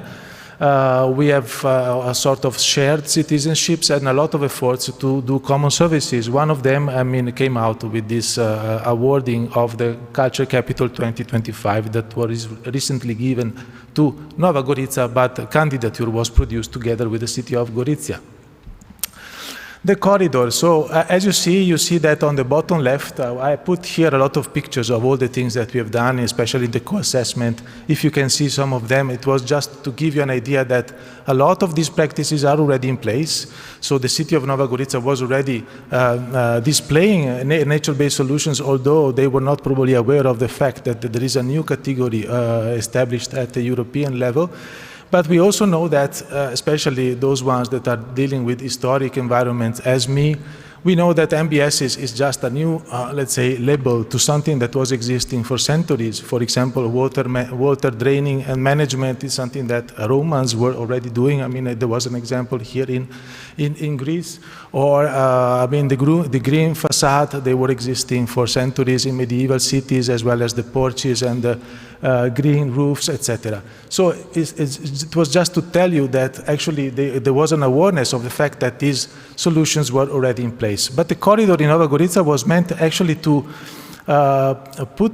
give a new value to some of the spots of the urban area that was somehow forgotten because of the border, like the Bourbon monastery, where Catholics, sort of in religious terms, Catholic religion is present. By the way, the last Bourbons are buried in that monastery of Kostanjevica. Down you have the Rafut Villa, which is a neo-Moresque villa. So it's somehow reminding the Islamic architecture, and then very close to it you have the synagogue and the Jewish cemetery. So there were a lot of let's say, emblematic spots that were belonging to both cities, but they were not used by the citizens. And this idea of the corridor, which is in a social neighborhood, but the socialism, urbanism is not the same of the social urbanism that was produced in other countries all over Europe, so it was completely different value. In our European partners, social neighborhoods are the private, usually areas like dormitories with a lot of social problems. On the opposite, many of the social neighborhoods in socialist cities are on the opposite. I mean, the most advanced ideas of how coexistence could be. So we didn't have that problem, but we had the problem of reconnecting urban spaces, cultural spaces, and cultural values of the two communities, if we can call them like this. This is some of the things that we are proposing to the citizens. This is already in the stage of co-design. So this is the kind of things we will have in the corridor. Of course, a lot of nature, but nature designed to keep people inside. So not used to make people strolling from one spot to the other as a shortcut in the corridors, but as an area where people can stay and actually exchange ideas or maybe futures, given that they are designing their futures. This is it. So thanks a lot, and you have the contacts, whatever you want. I think what we can take to this new hub is actually that. I mean, our perspective in connecting two different citizenships.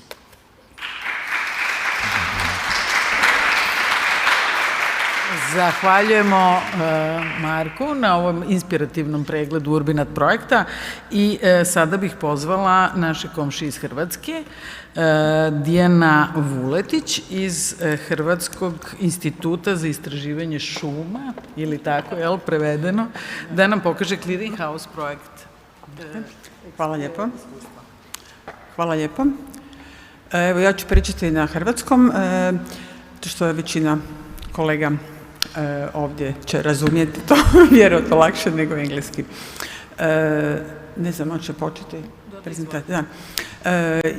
Ja sam očekivala nekako da će biti prezentacija samog projekta već tokom ovog dijela, no međutim, zato ću vam sad reći malo opširnije. Clearing House projekt je jedan od evropskih projekata na kojima radi Hrvatski šumarski institut. Mi smo institut koji radi razne istraživanja u području šumarstva, no međutim u zadnje vrijeme smo nešto više koncentrirani, odnosno jedan vrlo mali tim ljudi na urbane šume. Najviše u Zagrebu, ali u okolici. Ovaj Clearing House projekt je jedan od istraživačkih projekata, to znači da mi nećemo tokom projekta niti osmišljavati, niti implementirati na prirodi bazirana rješenja, već istražujemo zapravo gradove koji imaju već dobro postavljene priče i dobra iskustva sa primjenom tih na prirodi temeljenih rješenja i uspoređujemo zapravo situacije u projektu odnos između Europe i Kine. To je prvi puta da Europska unija je zapravo financira istraživačku suradnju između Europske unije i Republike Kine. Gradovi su 5 u Europi i 5 u Kini i zapravo se mi bavimo sa istraživanjima tih na prirodi zelenih, odnosno baziranih rješenja sa različitih aspekata. To je istraživački projekt, znači radi se više o znanosti i istraživanju. Hrvatski šumarski institut je jedan vrlo mali partner u tom projektu. Naš grad nije jedan od case gradova koji se dubinski istražuju sa svih aspekata, tako da mi pokrivamo vrlo mali jedan segment i bavimo se sa promatranjem zapravo na koji način taj proces ko-kreacije i sudjelovanja građana i upravljanja zelenim površinama se zapravo odvija u različitim gradovima Europe i Kine. Ono što mi radimo je u prvom dijelu projekt je sad u svojoj negdje na blizu polovine. Mi smo radili na prikupljanju, odnosno studija slučajeva o upravljanju, načinima upravljanja zelenim površinama, gdje smo se koncentrirali na grad Zagreb, jer je kolegica Silvija Krajter-Ostojić radila doktorat upravo na tu temu, pa smo onda koristili te njezina istraživanja i nalaze za taj primjer. To je jedna linija istraživanja. Druga linija istraživanja je zapravo oblikovanje ovog gdje je već odrađeno istraživanje, odnosno jedan veliki survey u Europi i u Kini o načinima na koji način građani gledaju na zelene površine i na prirodi bazirana rješenja i sudjelovat ćemo dalje u istraživanjima, odnosno analizi interpretaciji tih podataka. I ovo zadnje što radimo je istraživanje upravo tog procesa kokreacije sa stajališta sudjelovanja onih odgovornih ljudi, odnosno gradova i ljudi koji rade u gradovima i upravljanju tim procesima, kako oni gledaju na taj proces. I ti smo sad upravo odradili nekoliko intervjua i to se istraživanje nastavlja i bit će vrlo brzo predstavljeno u jednom dijelu i radit ćemo dalje na sličnim stvarima. Toliko o Cleaning House projektu. Sad bih htjela još iskoristiti priliku i predstaviti jedan drugi nacionalni projekt koji vodi još kolegica Silvija Krajter-Ostojić koja je na porodiljnom pa je zato nema i zato su naše aktivnosti malo smanjene i fokusirane. To je kvalitativna studija percepcije i korištenja kulturoloških usluga ekosustava zelenih urbanih površina na području grada Zagreba. Ovdje se na karti vide samo neke od njih. To smo radili fokus grupe u svim kvartovima u dijelovima grada Zagreba i na taj način u prvom startu participativno mapirali kulturološke usluge tih zelenih površina, odnosno kako građani doživljavaju te svoje zelene površine i na temelju rezultata tih fokus grupa su napravljena dva upitnika, odnosno dva web upitnika, jedan i koji će poslužiti za izradu dva doktorata. Jedan će biti malo, ne detaljno, ali barem okvirno predstavljen na konferenciji koja slijedi. Kolegica Martina Kičić je tu sa nama pa će predstaviti, ja ne bih o tome više. Nadam se da ćete uživati do kraja dana i u kongresu koji slijedi. Evo, hvala lijepo.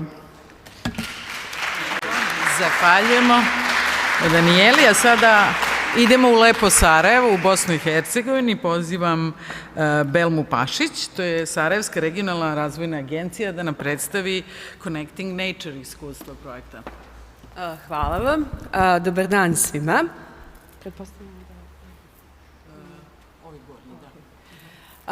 Zahvaljujem se na pozivu kolega. Ja sam Belma Pašić, dolazim iz Sarajeva, iz Sarajevske regionalne razvojne agencije i mi smo jedan od partnera Connecting Nature projekta.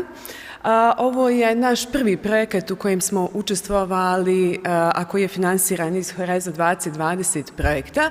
I svakako je prvi projekat koji se ticao rješenja zasnovanih na prirodi, tako da moram priznati da nam je bio jako izazovan i jako zahtjevan. Mi smo u finalnoj fazi implementacije tog projekta i mogu reći da sada imamo prvo rješenje zasnovano na prirodi koji je u fazi implementacije u Sarajevu. Ovaj projekat smo implementirali sa 38 partnera, počeli smo sa 29, sad ih imamo 38 iz 16 zemalja i radili smo uz podršku grada Sarajevo, odnosno gradske uprave. Ono što je bio cilj projekta je da pozicionira Evropu kao lidera u inovacijama i implementaciji rješenja koja su zasnovana na prirodi, kroz neka dva pravca, znači da se formira zajednica gradova u cilju razmjene znanja i iskustava. Tako u projektu imamo 10 gradova, 7 naprednih, frontrunner cities i 7 pratećih gradova, izvinjavam se, i 3 napredna grada od kojih smo dobijali savjete, znanja i iskustva. I ono što je drugi pravac projekta je to da se razvija saradnja između različitih ciljnih skupina i različitih stakeholdera SMI-eva, zatim akademske zajednice, javnog sektora i tako dalje.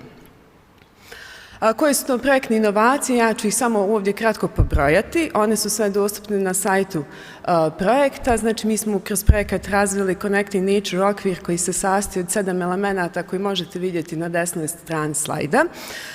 Razvili smo Enterprise platformu, Sarajevo proces koji je koprodukcijski alat koji ću spomenuti u narednom slajdu i znači još jedan alat to je alat o procjeni utjecaja našeg rješenja zasnovanog na prirodi gdje je razvijen set indikatora koji nam pokazuje utjecaj zelenog rješenja u različitim oblastima. Šta smo mi tu razvili u okviru projekta? Ovo je naš prvo, kako sam rekla, rješenje zasnovano na prirodi. Razvili smo urbanu baštu sa senzornim parkom koja će biti implementirana u okviru škole koja edukuje djecu sa poteškoćama u razvoju i to je ono što je bitno što osim svih ovih benefita koje traži jedno rješenje zasnovano na prirodi, imamo tu i tu društvenu komponentu, odnosno inkluziju djece sa poteškoćama u razvoju u naše društvo. Koje su bile ključne tačke u razvoju našeg rješenja zasnovanog na prirodi? Počeli smo sa definisanjem našeg rješenja, što nije bio uopšte lak proces. Tu smo se susreli sa raznim barijerama, kako administrativnim, političkim i tako dalje. Zatim smo radili mapiranje ključnih sudionika koje želimo uključiti u naš projekat i koji mogu doprinijeti razvoju našeg rješenja zasnovanog na prirodi. Zatim smo radili na razmatranju mogućnosti za finansiranje jednog takvog rješenja.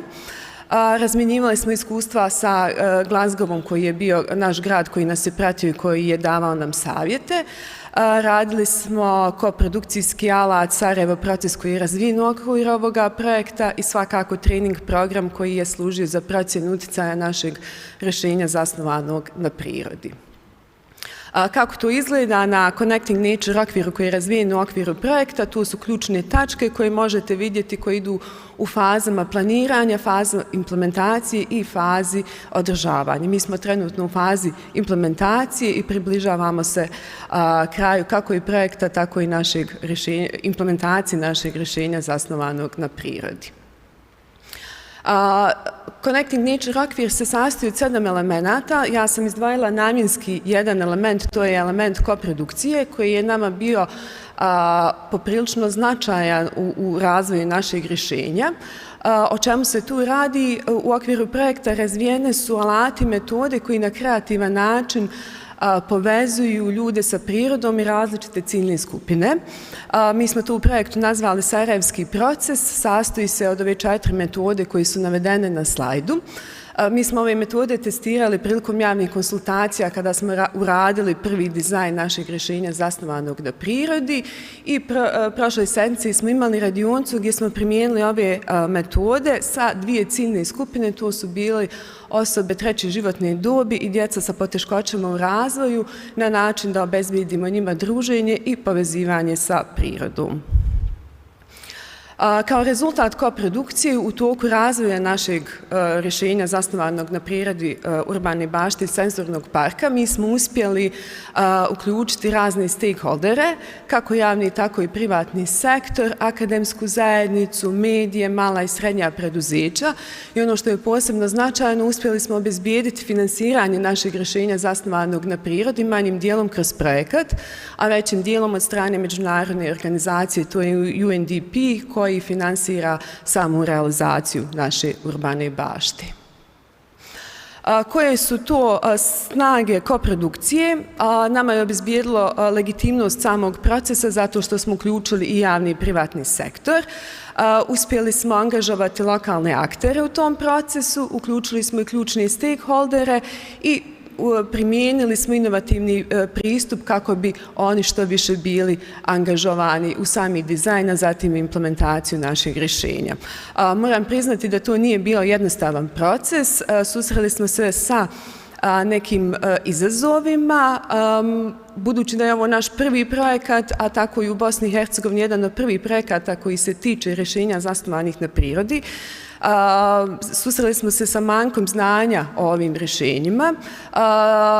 Zatim imali smo problem da dobijemo, odnosno da uključimo ključne stakeholdere u sami proces, međutim to smo uspjeli kroz ovih 5 godina.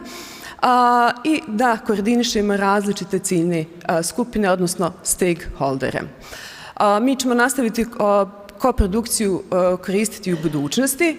Kao rezultat koprodukcije, odnosno kao jedan rezultata, mi smo uspjeli u jednu opštinsku strategiju, gradsku strategiju uključiti rješenja zasnovana na prirodi kao jedan od strateških ciljeva i opštine i grada i zelene infrastrukture. Mi ćemo i dalje koristiti koprodukciju kao alat kako bi dobili mišljenje od različitih ciljnih skupina, razmijenili iskustva i koristit ćemo ne samo u ovom projektu, nego i u drugim projektima. S ovim slajdom ja bih završila svoju prezentaciju. Zahvaljujem se na pažnji i za sva pitanja ovdje imate kontakte pa možemo stupiti u kontakt i razmijeniti iskustva. Hvala vam.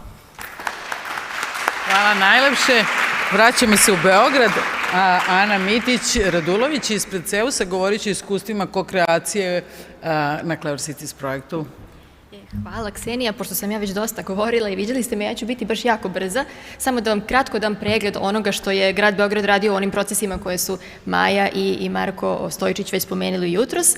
Dakle, mi smo bili podrška gradu kao gradskoj upravi u tom procesu izrade plana detaljne regulacije za linijski park i trudili smo se da povežemo i javni sektor, i akademiju, i privredu, i građane, što udruženje, što pojedince, i da zapravo kroz neki niz aktivnosti promenimo malo mogućnost učešća različitih zainteresovanih strana u procesu izrade urbanističkog plana kroz testiranje drugačije metodologije. Pa smo već na samom početku izrade ovog plana raspisali jedan upitnik o ambijentima i sadržajima linijskog parka na koji smo dobili 570 odgovora.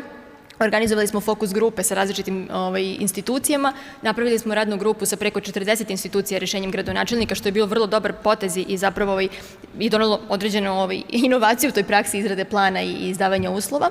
Raspisan je konkurs za mlade inženjerske multidisciplinarne timove, o tome mislim da se nije dovoljno reklo, podeljen je linijski park na 10 zona, 28 timova je predložilo neka rješenja, izabrano je 10 najboljih i onda su oni radili kroz opet proces ko-kreacije rješenja za linijski park. I mislim da je to u nekom procesu žive urbane laboratorije kao neki prototip koji se onda ispitao kroz javni uvid. Sam rani javni uvid koji je formalna procedura se desio u vreme korone, pa smo onda te konsultacije obavljali online, imali smo čitav niz različitih radionica i razgovora, učešća na festivalima i sumirali smo, napravili smo kao neki filter svih mogućih inputa i sugestija i predloga građana i to smo na nekih 8 strana predali Sekretarijatu za urbanizam dosta zvanično, ali smo onda kroz neke kasnije skupove dobili prilično pozitivne reakcije iz drugih sekretarijata koji su nam rekli da su baš čitali to i da kad su izdavali svoje uslove, to im je dobro poslužilo kao osnova za izdavanje uslova. Ovo ćemo preskočiti. Važno je da smo samo sve te materijale koje smo dobili od građana i svih ostalih institucija pohranili na jednom web sajtu i to je onako jedan evidence-based participatory planning zapravo. Na tim javnim događajima smo također radili participativno mapiranje gdje smo objašnjavali, bile tu edukativne komponente, Maja je to prikazala kroz fotografije, šta su zapravo principi tih rješenja zasnovanih na prirodi i kako možemo da ih iskoristimo u našem lokalnom kontekstu. U vreme korone to smo preselili online kroz neke Miro table i razvili smo jedan katalog sa 50 i nešto primjera rješenja zasnovanih na prirodi. Ti primjeri su uglavnom iz evropskog konteksta i svetskog, ali radimo na tome da to potražimo zapravo u našoj lokalnoj sredini i postoje za to mogućnosti. Tokom samog javnog uvida koji je zvanična procedura uključivanja građana u izradu jednog urbanističkog plana, mi smo već imali dosta sistematizovane komentare, sugestije i predloge koje smo opet prikazivali na mapi. Organizovali smo ovako jedan sličan događaj gde smo predstavnici različitih institucija institucija prezentovali, a onda građani diskutovali. To je, boga mi, trajalo 3-4 sata i bilo je onako dinamično i rekla bih konstruktivno. I rezultiralo je time da je ovaj plan usvojen sa zaista nekim unapređenjima i pomacima u odnosu na standardnu praksu planiranja i u smislu forme i u smislu sadržaja. U smislu forme, plan je sadržao neki kompozicioni plan koji je zapravo bio rezultat ovog konkursa, što uopšte nije tipičan prilog jednog urbanističkog plana, kao i idejna rešenja koje možete pogledati tamo u hodniku, na podu, a takođe principi rešenja zasnovanih na prirodi su zapravo ugrađeni u urbanističke parametre kao obavezujući. To je bio prvi put u Beogradu da se na taj način pristupa izradi jednog plana. I Boris Serg je spomenuo IUCN standard za rešenja zasnovane na prirodi. Mi smo provukli ovaj naš projekat kroz neki obrazac za samoprocenu toga koliko ste u skladu sa tim standardom i nismo tako loši, mada svakako ima dosta prostora za unapređenje onoga što radimo na planiranju i sprovođenju linijskog parka, prvenstveno sa aspekta ekonomske opravdanosti. I voljeli bismo da se ne desi da se velika javna ulaganja zapravo pretvore u privatne interese okolnih razvojnih projekata. Tako da trudit ćemo se da zadržimo tu komunikaciju sa širokim spektrom zainteresovanih strana i u daljim fazama sprovođenja ovog projekta. A kroz sam proces smo zapravo uspostavili dobru saradnju i sa Arhitektonskim fakultetom i sa Sekretarijatom za zaštitu životne sredine i Centrom za promociju nauke koji će prezentovati kasnije. I onda smo registrovali Beogradsku živu urbanu laboratoriju u evropskoj mreži i to je takođe dosta doprinelo vidljivosti i našeg projekta i razumevanju i komunikaciji dalje sa nekim kolegama iz ove oblasti. I takođe smo od tog primjera krenuli i na kao rad u javnim dokumentima i strateškim okvirima, pa smo uspeli da taj princip žive urbane laboratorije, ali i rešenja zasnovane na prirodi ugradimo u akcioni plan za sprovođenje strategije održivog urbanog razvoja. I ono na čemu ćemo dalje raditi jeste strategija finansiranja linijskog parka i razmatramo mogućnosti osnivanja neke lokalne fondacije.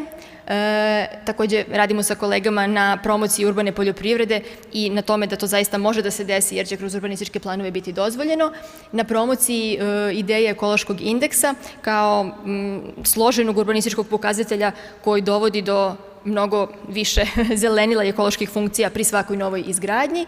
Radimo na promociji nekih jednostavnih ideja, videli ste možda u hodniku plakate koje smo radili sa koleginicama koje su ovde u publici, o jednostavnim merama koje kroz održavanje zelenih površina mogu značajno da unaprede biodiverzitet u gradu i u budućnosti ćemo se fokusirati i na ekonomiju zasnovanu na prirodi i Daniela je spomenula da je jedan od hubova, čini mi se Kavkaz, napravio program Nature-Based Enterprise-a kao preduzetništva i privrednih aktivnosti zasnovanih na prirodi. Mislim da to ima veliki potencijal i eto prosto voljela bih da to bude takođe jedna od tema o kojoj ćemo mi razgovarati u ovom našem regionu. Hvala vam, trudila sam se da bude 5 minuta, jer svi smo već umorni. Hvala, Ana. A sada pozivam profesora Čedu Maksimovića sa Imperial College iz Londona da nam kaže nešto o EUPOLIS i HART projektu.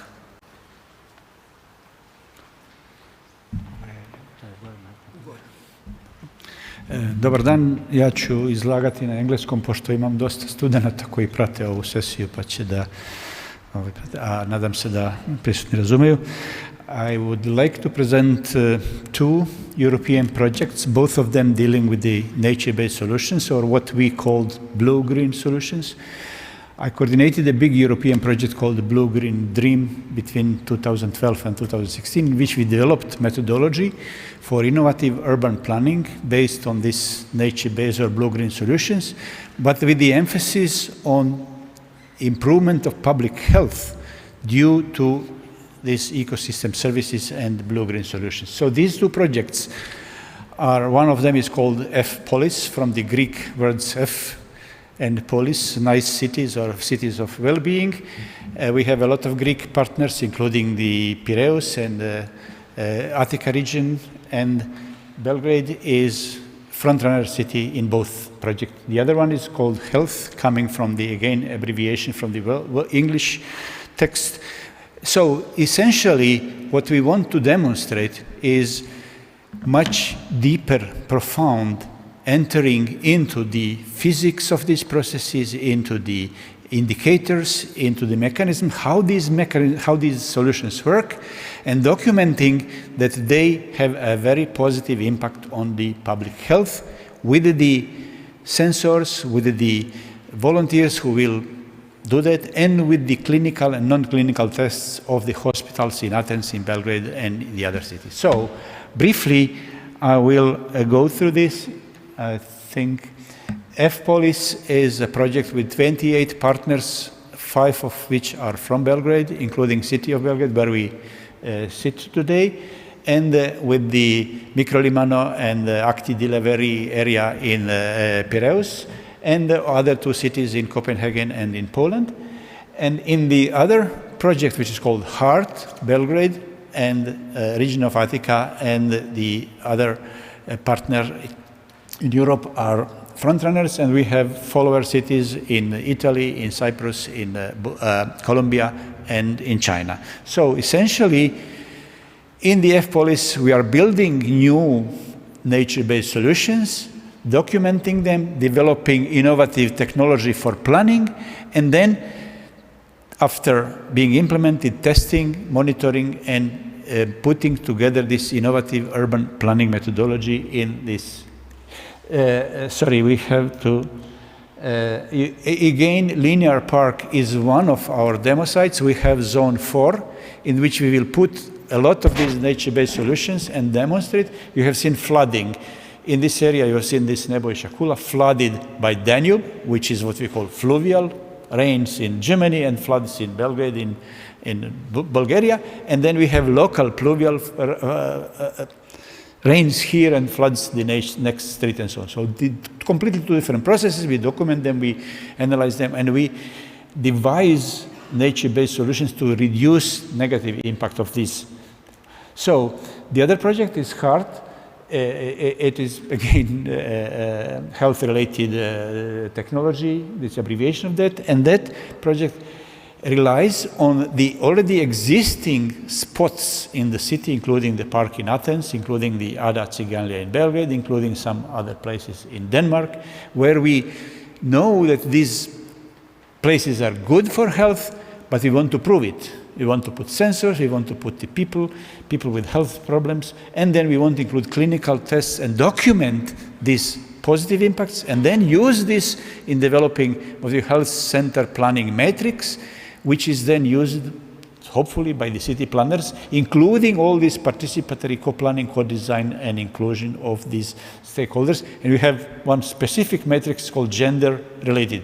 Gender aspect is not always present in the planning. We have to develop for the people with disabilities, with the human rights, with the gender rights, and so on and so forth. So this slide is a bit busy, but it shows how we use the parts of the city which are documented to have a good health impact. Then we use all the sorts of sensors, including remote sensing from satellite, from the meteorological stations, from the microstations, and so on. Create this database on the environmental conditions, create the database on the impact of nature-based, then using the artificial intelligence, processing them and documenting as a basis for this what we call health center planning matrix, which has all these analytics.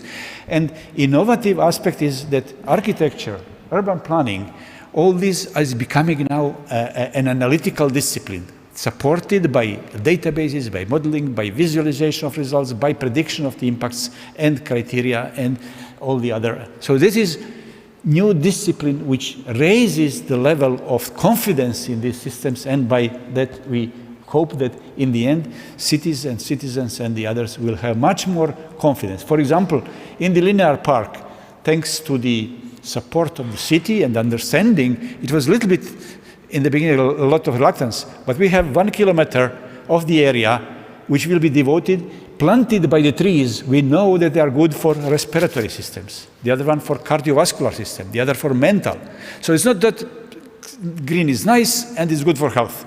We document it, and it's not only for health, but particular types of people with diseases. And that is relatively new, that we demonstrate that all these problems with the hurt heat island, with the flooding, with the too much water, too little water, people see as a problem.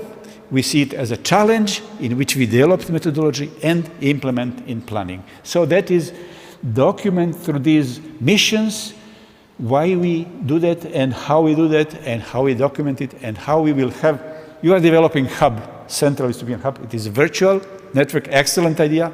We will support you, we will work together, we will have also hub, but our hub will be a building, not with a green roof. Green roof is a bit problematic.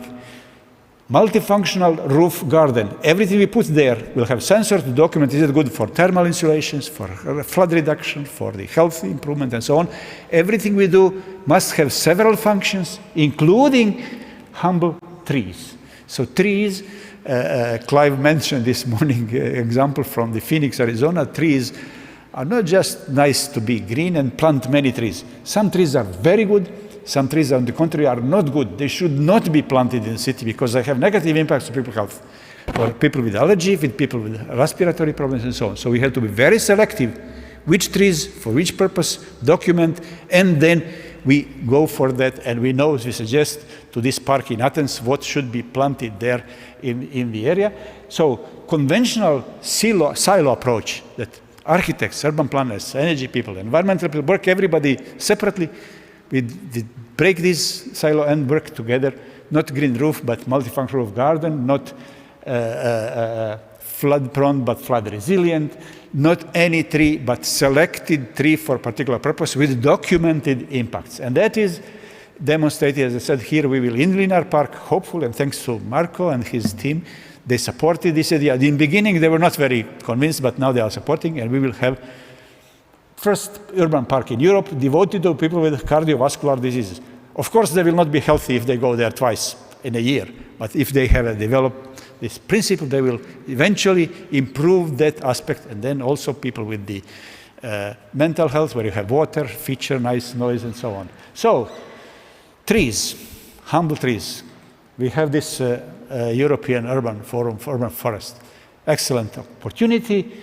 Trees are good, and we want to plant them. We have to know we have positive impacts of the trees, and we have also negative impacts. And this, what they call the BVOC, biogenic volatile organic compounds. This is what falls from the tree in the forms of the flume of the sun, of chemical content. Some of them are not good, and we should not use this type of tree. I've seen in Belgrade some trees which should not be here. We see some trees which are excellent and should be more of them, and so on.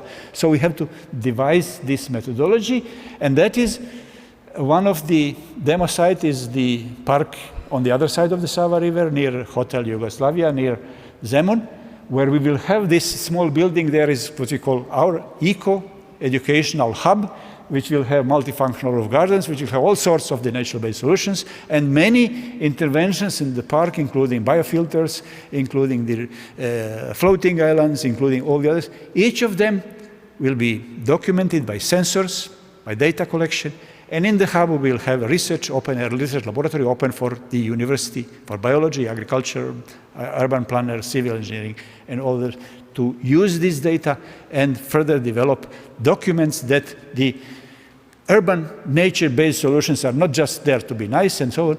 There we document why they are so good and how we can use that knowledge for further planning, including, you see here, medical tests. We have one very important hospital, 2 hospitals in Athens, 2 hospitals in Belgrade. All this will be then data transferred to the medical people, and they will also combine it with their knowledge, their method of testing different wearable devices and heart problems, perspiring, and all other reaction of the human organisms to being present, exposed to this. And that is, and in the end, health center planning metrics, analytical tool for planners. And then if, in the HEART project, we have this beautiful former river island, which is the lake and the island with many of these locations. We will monitor the impact of existing facilities. And also, somebody mentioned this morning on the other side, there is a very nice social groups organized. They are planting their own, and we will also document how this impacts on that. This is an excellent example from Denmark. We have city of Aarhus. They used to be a hospital. They've reorganized it and planned a new recreational center open for public. Hospital was just for the patients. That's open for public with many, many tens of different nature-based solutions within that area, open for the public, and we will use it for monitoring, documenting, developing analytical, and So how we can collaborate with Hub, SE Hub? We can do this kind of innovative planning paradigm, change it. We can work together. You will have big network, we will have smaller network, but documented analytical tools. We can have the open demo sites with the permanent monitoring and capacity building systems. We'll have the business activation models. It has to be attractive for the people to invest money in similar, for the extrapolation in other cities. And finally, expertise for new project. We can put together proposals, your hub and our hub, and there may be something I have forgotten. You have also some other ideas, and you can come up with them. Thank you very much, and looking forward for collaboration. Hvala puno. I na kraju iz projekta Terrifica, ispred Centra za promociju nauke, Tanja Andađević. Izvolite. Hvala, dobar dan. Hello, everybody. Without the pressure of being a last presenter today, I have this great opportunity, and big thank you for the organizers for inviting us and presenting the Terrifica project. So, of course, I have to, how to, ali, ako sam moram za nazad, eto, okay. Sorry. You see, this is what the end of the working day looks like. So here, Terrifica is a very complex project, but here we wanted to present the citizen science and crowd mapping as a tool in Terrifica project. As you can see in this panel and the panel before, a lot of us using co-creation, co-design, co-production, co-implementation, all these co-methodologies that are actually based on citizen participation. But let's put it in the context of Terrifica project. Terrifica is actually an acronym for Territorial Responsible Research Innovation, fostering innovative climate actions. It is based on bottom-up approach, and it is deeply rooted in RRI, Responsible Research Innovation. It is actually a follow-up of the RRI tools, Horizon FP7 project, but now we are financed by the Horizon 2020 working program. As you can see in this diagram, the focus of the project is actually citizen science, because we wanted to include citizens in every part of the project through co-creation methodology, but also get more involvement of the researchers, because the baseline of the Terrifica is a dialogue between science and society, and that is the best way how to approach both important stakeholders. As you can see, I listed here all important stakeholders, but this is just an outline of the ones that we mapped. Of course, there are a lot of them, and of course, being research project, we have to attract as many researchers in order to get them involved in tackling those scientific questions asked by citizens themselves. But on the other hand, we have to attract as many citizens to get involved and motivate them and inspire them how to say what they want to say and how to contribute to science itself. We used very similar approach in basically 6 pilot regions. 6 pilots in Terrifica projects are mapped based on the diversity.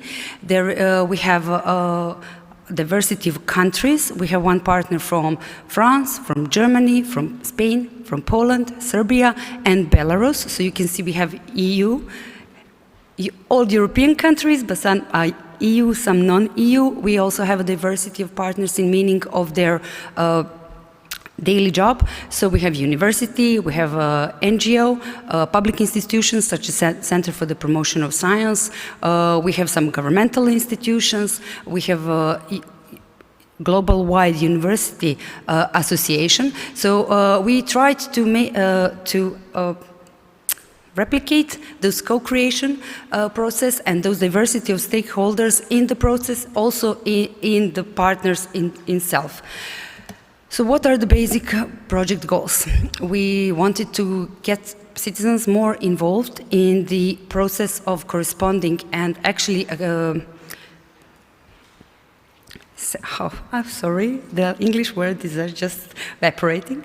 We wanted to attract them, empower them to say what they have in mind when they think of climate challenge in their neighborhood. And that is the crucial part of the Terrifica project. We are all aware that climate change is a global problem, but we are all aware we can't deal with it on the global level. So we have to make it work on the local, very small micro scale. That's why we wanted to attract as many citizens as possible in the Belgrade, but not just Belgrade, but any pilot region, and get them all involved not just in mapping the problem, not just identifying, but also proposing the solutions and implementing that solution. And that is basically what co-creation is.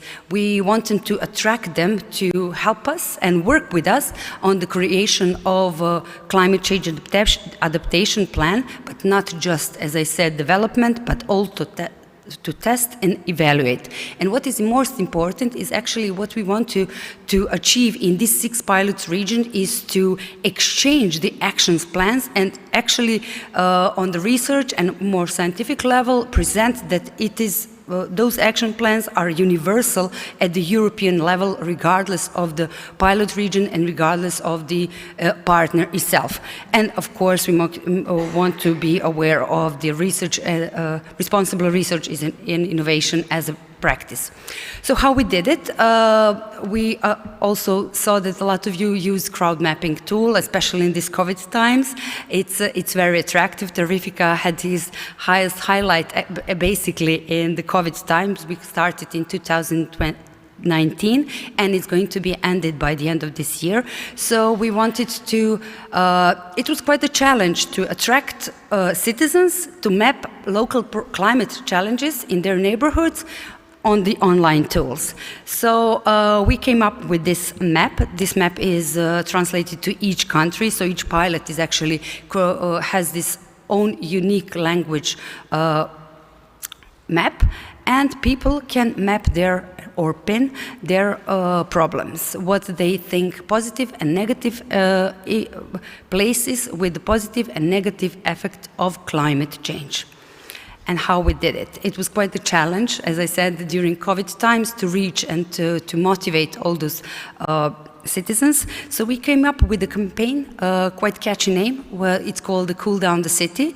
We made this cute meteo station that travel across 17 Belgrade municipalities and actually invited local citizens and local neighborhood people to map their problem. There is a diversity of questions, a diversity of answers that we give, but I have to tell you that I was quite a surprise that our citizens are so creative with all the ideas they have to propose solutions. I have to admire them for great challenges they mapped, and of course admire them for the thing that they're intuitively proposing science-based solutions and solutions that are actually corresponding to the solutions mapped by experts, if they have the opportunity to do. So through 3 co-creation workshops with more than 50 participants and diverse stakeholders, we came up with 3 mini action plans, and right now, the huge one, the big one that is going to be implemented is under development. But I have to say that we had a great experience with working both with CEUS, with the Living Lab, but also with City Council and Secretary for Environmental Protection of City of Belgrade, and a lot of work won't be done without them. So I have to use the opportunity to thank them once more, and let's hope that Hell bus station won't be won't have that name in next year. So thank you.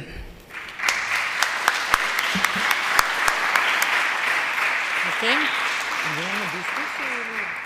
Okay, this is the part of the program that we finished, so we have a small snack break, and we will continue. Maybe it's not snack break. It's cookies break. Yes, we will have a coffee break, and I propose that we return to the hall in 20 minutes and then have the interactive session, which will be more like discussing a little bit. I think that we are all tired for some more formal sessions.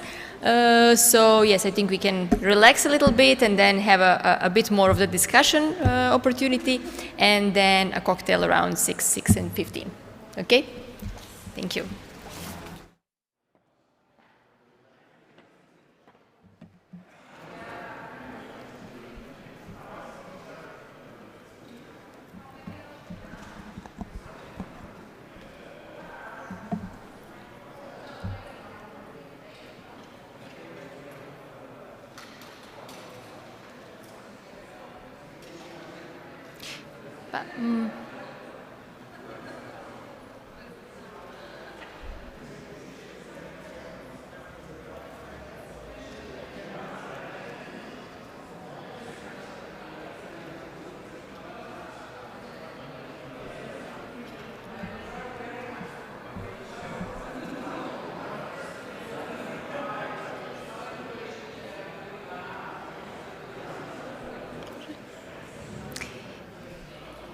Dear colleagues, I hope that you are enjoying the work in the groups.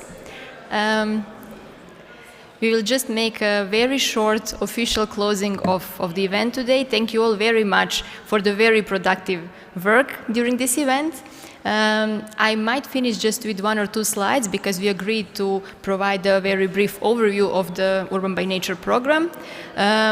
This is the slide from the beginning of the day, explaining why we are so vulnerable and why we believe that networking on the local level on the topic of nature-based solutions and urban greening is very important, and we are really happy that we have this strong local power showing interest in this topic. Maybe I mentioned or not, I don't know, but there are over 15 Horizon and similar projects focused on NBS across the region. Today we had a sneak peek into some of those. But during the following period until spring, we will have the series of at least 5 webinars, and we will probably make the big closure of this phase of the UrbanByNature Hub during the next year, the Nature of Cities Festival. However, we would not like to keep it only on the series of webinar. We really believe that there is a lot of potential in collaboration among those more than 50 entities participating in those more than 50 Horizon projects on this topic, and we really want to build upon this potential. This is the brief overview and the dynamics that we envisaged. We will also participate in a new Horizon called NBS Edu World, and we believe that there is a strong potential to actually build a good, functional and long-lasting network from this initiative. So thank you all very much for being with us and really providing valuable inputs in the presentations and the exercises. And now I would invite you for a refreshment and a cocktail.